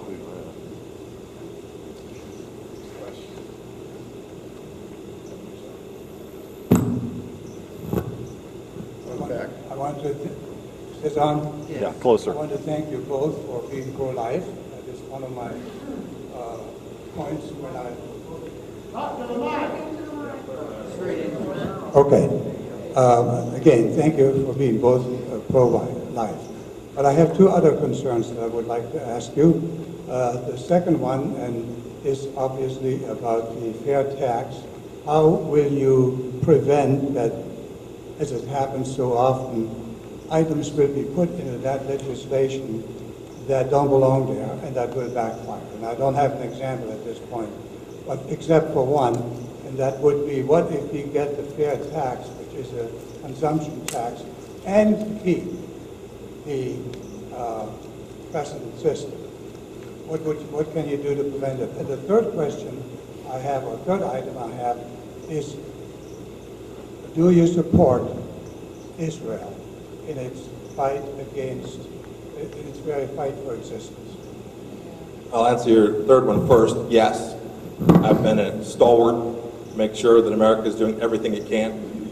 I've been criticized for that, frankly, in some cases. I've been criticized for America being prepared to defend Israel and those fighting against radical Islamic terrorism. The president won't even talk about it. The president clutched out in Syria when we had a chance to go crush these terrorists. Wouldn't do it. Advocated for a much more robust response. There are conservatives who don't like that, right? There are conservatives, there are Republicans who think we should pull back to our shores. I don't believe that for a second. We should have crushed predecessors to ISIS early on. As for your question about how you prevent things from getting attached, it's difficult. Mr. Chair would probably agree. Folks attach things. It happens. It's part of the legislative process. We've got to make sure that we don't end up with both a fair tax and an income tax. It's why you have, as one of the tickers on the board here, repeal the 16th Amendment. We've got to do it. We've got to do that all. That's the right answer. And my pledge is to work as hard as I can to make sure that happens. I support Israel strongly, always have. My concerns about what's going on over there now is that Mr. Obama, with Mr. Pompeo's support, have armed the wrong people in Syria. And I think that's the same crew that's running through Iraq now. And if you would talk to the Lebanese community here in Wichita, you'll find out that they're very concerned. They were opposed to any action by the U.S. in Syria because it only places Christians in danger. And it's this ISIS group that has burned churches that have been there for centuries and executed Christians. And we just picked the wrong team. I think we picked the wrong team in Libya. That's why we end up with Benghazi. We picked the wrong team in Egypt. That's why we end up with the Muslim Brotherhood running the country. We have a habit of picking the wrong team. And to me, when you have Syria, which has both sides against us, neither one of them like us, we shouldn't be getting any blood or treasure involved there. Let them fight it out. As far as fair tax hearings, it's kind of ugly when it works the process of legislation. I would want a pure, as proposed, fair tax. That's what I support. But Mr. Pompeo is right. You can't control that process. We are a representative form of government. And frankly, we have members of Congress that can hardly read their speeches. I don't think they really have thought through a lot of it, and they're very subjective to having somebody push ideas into their head or their leadership controlling them. And so it's going to be a difficult process. It won't be a pure process, and it probably won't be what you would like. I think every vote in Washington, D.C. is like having a little orange juice in your coffee. Every time you take a drink of coffee, you have to decide whether it's too much or tolerable. And sometimes bills get to be too much and you vote no, and if they're tolerable, you vote yes. But I don't think we'll get a clean fair tax bill anytime soon, but I think it's worth fighting for, and certainly worth demanding a hearing. I know when I was there, the Democrats were in control. A guy named Charlie Rangel was the head of the Ways and Means Committee. You guys know who Charlie Rangel is? The guy who pays taxes? Yeah. Isn't this ironic? The head of the tax committee gets in trouble for not paying his taxes. And who does he blame? He blames his staff. It wasn't my fault. I didn't do it. It was the Bart Simpson defense. I didn't do it. Nobody saw me. You can't prove anything.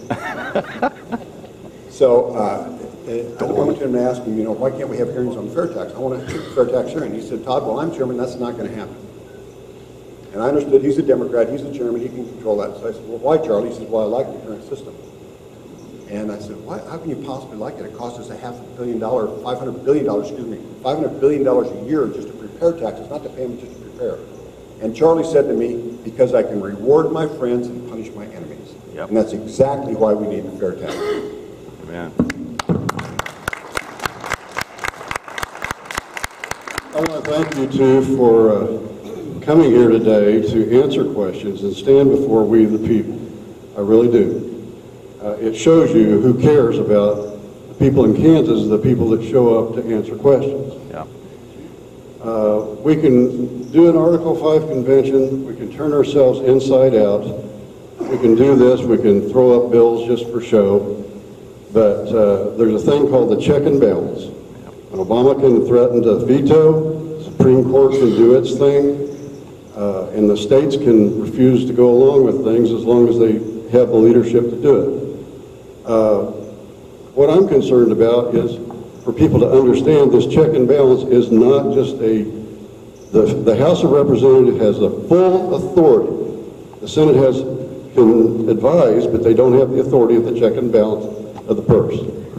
So you guys in Congress, why can't you step up next week or the next time we're in session and shut off every penny to the IRS until they give up every email and answer everything and every penny of Obamacare? And I know Obama had $440 million set aside in case you guys actually got that idea to do it. Why aren't you doing it? I mean, we didn't vote for John Boehner. Fortunately, Tim Hillscamp stands for us. When are you guys going to start standing for us? So it's a fair question. That frustration exists in lots of folks, including me. But I have to, so I voted it when you recall the government shutdown now almost a year ago. Voted to keep it shut down. This is the problem inside our party. The things you speak to are precise. The folks that have been there that served in the 90s and the early 2000s, right? They came in as the class of 94 with vim and vigor, and they left as the Tom DeLay earmarkers. Right? That's what happened. There was this transition that took place. And so today, inside our party, you still have lots of folks that think that way. And so you saw the fights. You see them play out on television. You see them play out on CNN and Fox News. You see them play out that place. You see these fights inside the Republican Party. I'm happy to do precisely what you just described there. There are probably 90 to 100. There was a bill on the floor week before last to take, I think it was 1% out of a federal agency. We got 110 votes. That's 110 of ours. That means we got less than half of our own caucus. This is the challenge that America faces today. We've got to go elect not just folks with an R behind their name, but true believing, freedom-loving conservatives. And when we do that, we'll get to where you and I both want us to get. Well, we ought to have that fight over the purse strings. It's Article 1, Section 7 of the Constitution says every Section 7, correct. I'm always appreciative of Harvard Law correcting me on the Constitution. Article 1, Section 7, all funding bills start in the House, and it should be, we should be seeing that exercise. In 1995 and 96, it was actually in the fall of 95 and in January of 1996, the government was shut down before. And at that time, we had better leadership. We didn't have John Boehner, we had Newt Gingrich. And what we got for that government shutdown was an agreement with a Democrat to balance the federal budget. In fiscal year 98, fiscal year 99, fiscal year 2000, fiscal year 2001, we had balanced budgets. We had a surplus. We paid down the federal debt. And then at the end of fiscal year 2001 was September 30th, 2001. You all remember what happened on September 11th, 2001. That's when we had an attack and our economy took a dive. We went into the red. And we have been in the red ever since. We fought wars on two fronts. So what did we get for the balance for our government shutdown? We got a balanced budget and 4 years of surpluses. What did they get last fall under this great leadership? Zip. They got nothing for it, except embarrassment. Now, we took embarrassment too. We lost the fight in the media. That's not uncommon for Republicans. but we've got to balance the budget for 4 years. I know how to balance the budget. And if I get a chance to go back there, I'll do the same things. We'll freeze the government and let the economy grow faster than the federal government and get back to a surplus. That's what we need. Regarding Obamacare, I've been told when I called my congressional representative, which would be Kevin Yoder's office, that they can't do anything about defunding because he sits on the House Appropriations Committee, because most of Obamacare is mandatory. And I said, well, you can unmandatorize. You have the vote. You can try for legislation. This is smoke and mirrors. Truth be told, I've gotten where I don't trust anybody except my husband. And I tell him, don't blow it. Haven't I? Seriously, I don't. Everybody who gets in office, whether it's at the state level or the federal level, it's about control. It's not about the people. It's about control and power. Committee of One, I just want you to know I'm sick to death of all of you.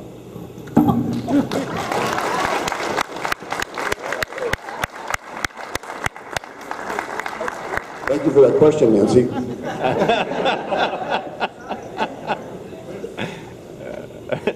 What was that about bloviating? She's earned it. That's all right. He's going the other way. Oh, I've got some people waiting here.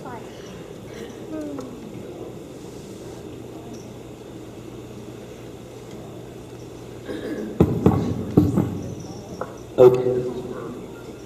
This is for... Hold it about, hold about 2 inches away. It's, Mike Pompeo, at your first and your third town hall meetings, which you had, which I appreciate going to, and you've stopped having them lately, call your office all the time and they never tell me. You said you were for the flat or the fair tax.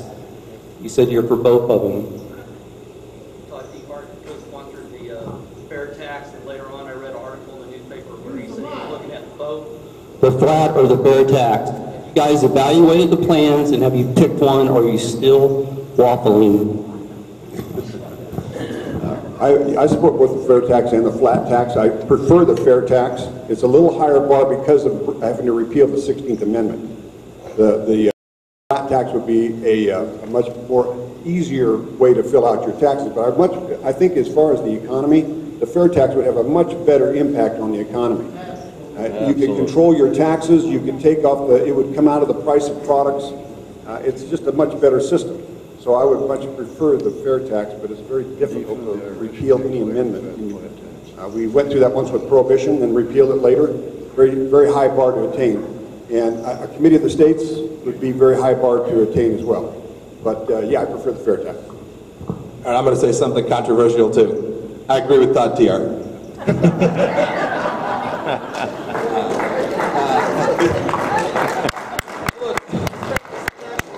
Yeah, I'm sure they'll play that in a commercial somewhere. Something different. Look, your question's a good one. It's a reasonable one. I think the fair tax is a much better solution. I've been working with Mike Lee. You can go watch some of his videos.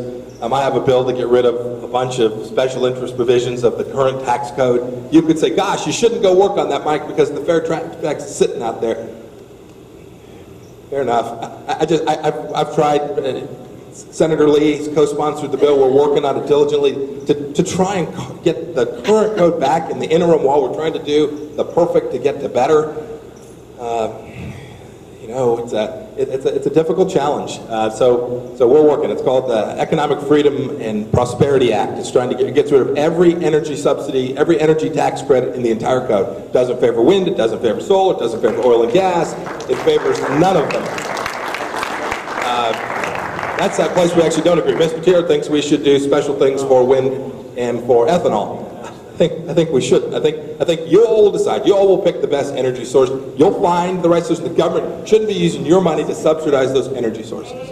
And by the way, as a Kansan, I get it. I get, though, that it is better for America if we have a tax code that doesn't pick between different energy sources. It's why Senator Lee got on board with this thing. And so I'd love to get to the fair tax. If in the interim we can make the tax smaller, the IRS less intrusive, the tax code flatter, better. It's now 3:24. We've got through until 4 o'clock, but we do need to be able to clear out. Do you guys want to continue to take questions, or do you guys need to roll? I've got to leave at 3:30. Okay. So I'm happy to stay for a handful more minutes. How about you, Todd? Comfortable to stay till 3:30? Does that work for everyone else? Okay, as long as we've got questions, we'll stop right at 3:30. Just one more question.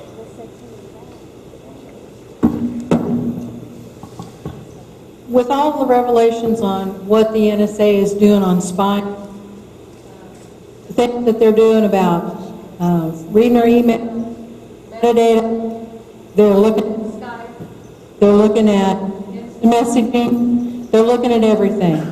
They've got a facility in Utah that's big enough to store all this data, and I want to know, how come you continue to support the NSA, knowing how much spying is going on with us? Because they're not catching the terrorists, they're spying on us.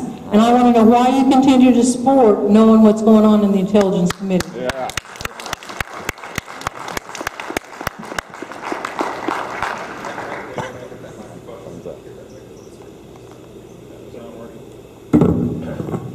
That working?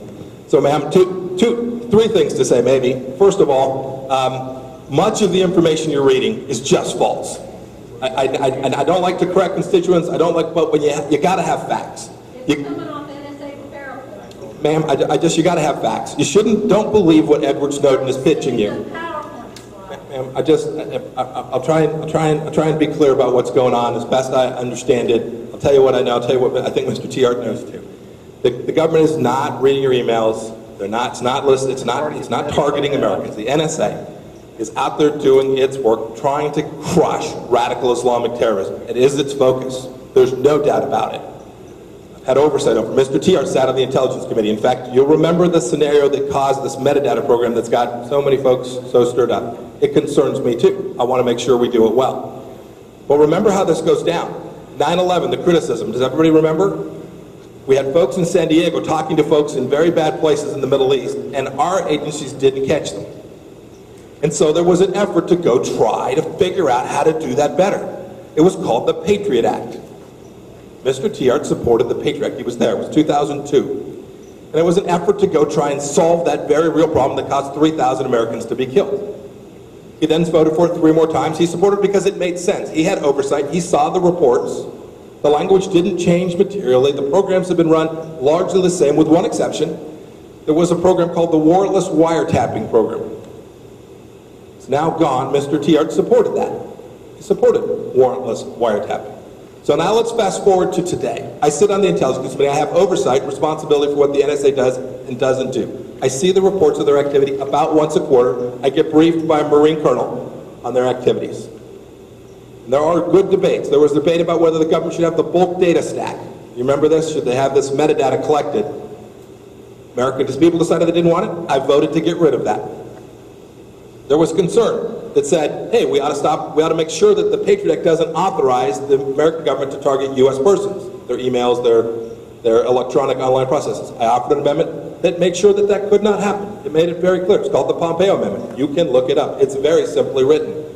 But this program that the American government is engaged in, what the NSA does each and every day, does anybody know who General Boykin is? General Boykin is a warrior against radical Islamic terrorism. He wrote a letter just the other day supporting exactly what it is I'm doing. Running programs that crush terrorism, support Israel, and do it with a way that the United States Constitution permits. That's where we are today. And I'm very, very, very, very, very aware of privacy concerns. There's no one, you've heard me speak for too long now, frankly. No one distrusts the federal government more than I do.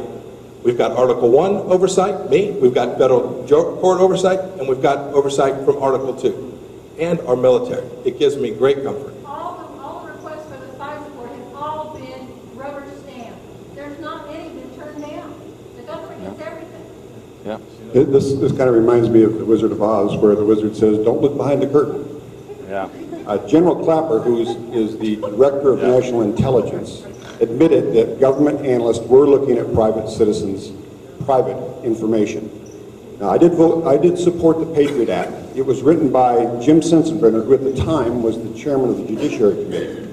If you go to his website, he will tell you how the Obama administration in the last 4 years has broadened the interpretation of the Patriot Act and now is collecting information on private citizens. The warrantless wiretap wasn't for American citizens, it was for overseas. It wasn't for us. We have the protections here and we held hearings. The ACLU was making a lot of noise about how civil liberties was being violated because of the Patriot Act. So we held hearings on that. We said, bring those examples to us, we'd like to do something about it. And all of them that were brought here, we checked it out, and there was no violations of civil liberties that could be presented by the ACLU. But then when Obama took over, and the Republicans fully funded his efforts, whether it was Obamacare or whether it was NSA, we have these broad sweeps now where they may think they have a terrorist in this room, but they're going to collect all our information anyway. Yeah. And according to the Washington Post article on July 5th, 80% of our phone calls are being listened to and recorded by the federal government. This is a violation of the Fourth Amendment. Amen. A violation of illegal searches and seizures. And I will oppose it if you give me the opportunity to go there and represent you. I won't tell you don't look behind the curtain.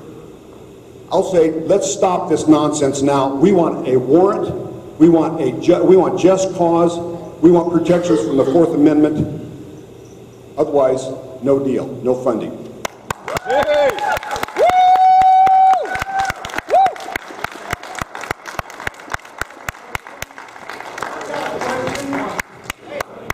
It's over. On the 19th of June of this year, the Defense Authorization Appropriation Act, or bill, Mr. Pompeo voted no on an amendment that put back in protections on our Fourth Amendment, okay, that told me that would ban the NSA. They had to go down to the FISA court and get a warrant. It's right here in this article. I'd like to know why. I assure you, a good consultant service, I'm going to vote every time to make sure we keep America safe. There's no capacity for America to At the loss of our liberties. Thank you very much. The article is noted. Unfortunately, we ran out of time to address it. I'm sorry that you didn't get your question addressed. Okay, we still have a few minutes here. I'd like to address and bring forward representative from Political Chips, Dale Chaffee, a.k.a. the Geezer. Hey.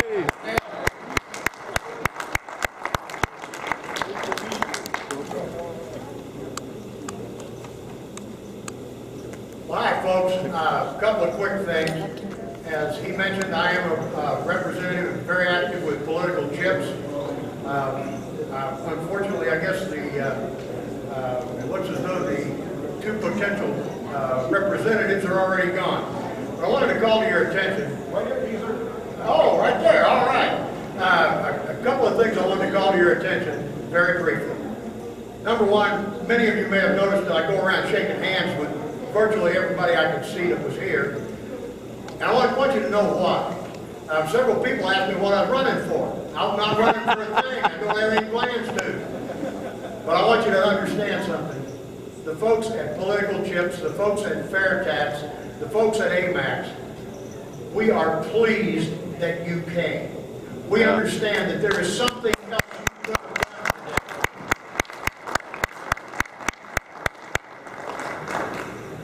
today.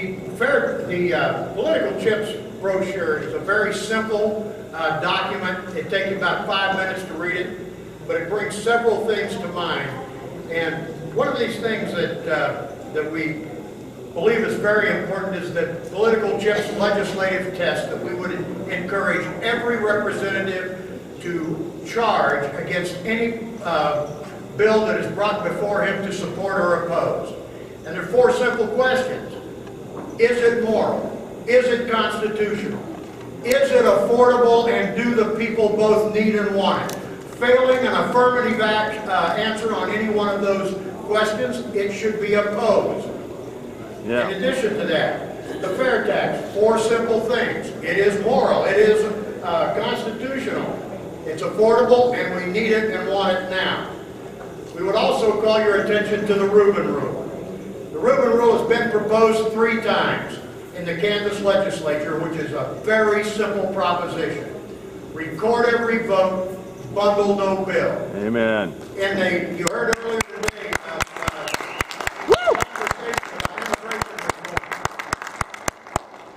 SOS Kobach provided 3 pieces of legislation in the Kansas House of Representatives last year. This was the 3rd year that it had come up. It was passed overwhelmingly in the House. This legislation, these 3 bills on immigration reform, went to the Senate. It was there defeated without a single recorded vote of any kind, period. That is an outrage. You can't even find out whether your Kansas senator supported that immigration reform or did not support it. We also have brought to your attention here the Kansas Kobach Secure American Plan. It's a very simple thing. We've got to stop sanctuary policies. We've got to enforce existing laws. And if the federal government will not do it, I think it's well for us to remember that we delegated our authority to the federal government. We did not surrender it. Amen.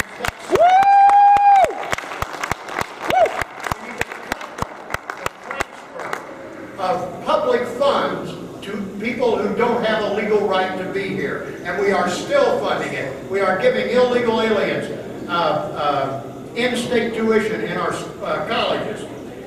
We need to stop any law that rewards breaking our laws, coming across our border illegally, and puts their continued existence in our state at the expense of you, the taxpayer. And we need E-Verify. Those are very simple procedures, and they will work. This is one of my more important and something I think that we can do in Kansas. We can draft Judge Rubin as the Speaker of the House. Woo! Absolutely guarantee a majority vote on the FairTax.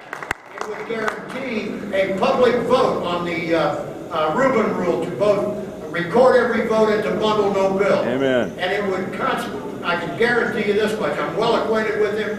This man will give you an answer if you call him. I've been authorized to give everybody here his personal cell phone number. 913-558-4967. He understands perfectly that every vote he casts affects every Kansan. Now, a couple of things that things that I hope to leave you with. We've had y'all got forms to kind of give us a little critique. We would very much appreciate that you fill those out. We want to know. And this matter I brought up of shaking hands. I hope that when I shake hands with you, you understand something. I'm offering a hand of fellowship. You don't have to agree with me in every particular. But we are Kansans, we are Americans, we are free, sovereign citizens of the United States of America. Our rights as citizens are given to us by God, protected by our government. There was a time in this nation, and you can discover a great deal more about it by reading the Bringing Back the Black Robe Regiment. There was a time in our government when it was publicly stated, publicly and often stated, that the only reason to establish government by men on this planet was very simple. And that was to glorify the name of the living God. And the citizens accepted that notion.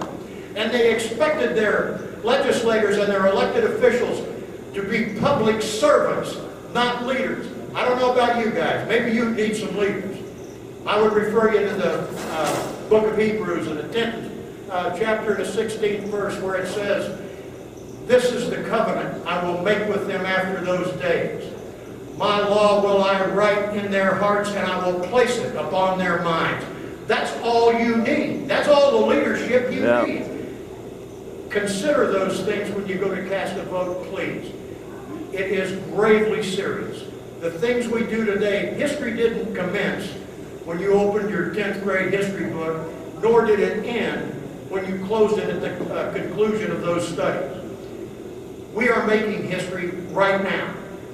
Is it history we're going to be pleased to tell our great-grandchildren about, or are we going to hide our head in shame because we were unwilling to stand up and defend the God-given rights that all Americans have experienced up until now? Are we going to be the ones who choose not to defend them? Those are the questions we must ask, and we must be vigorous if there is a socially awkward moment because of a passionately held belief of what is right. How can, what? Imagine, if you will, the suffering and the inconvenience and the depravity and indignity suffered by those men at Valley Forge. Amen. When I think about this nation, I can't help but think about our history. And it's gravely important that we call it to remembrance as it really was. And I just want to give you one quote from John Adams about the American Revolution. He said, "The American Revolution was not a common event. Its effects and consequences have already been awful over a great part of the globe. And when and where are they to cease? But what do we mean by the American Revolution? Do we mean the American War? The Revolution was effected before the war commenced. The Revolution was in the minds and hearts of the people. Amen. A change in their religious sentiments, of their duties and obligations. This radical change in the principles, opinions, sentiments, and affections of the people was the real American Revolution." Amen. And I believe that's what we must individually promote among our neighbors and our friends. And let us, last but not least, remember the history of Kansas. When we joined this nation, there was a line drawn in the sand, and the practice of slavery stopped at our border. And it was because we, the people, chose to end it right there. In addition to that, in 1954, the practice of segregation of schools and treating one group of people as different, distinct, and separate from all the rest of the Americans, it was stopped right here in Kansas. Amen. And I would suggest to you that today, what we need to do is to dedicate ourselves and solidify our mind that the soft slavery of income tax policy in this country must come to an end, and it must come to an end.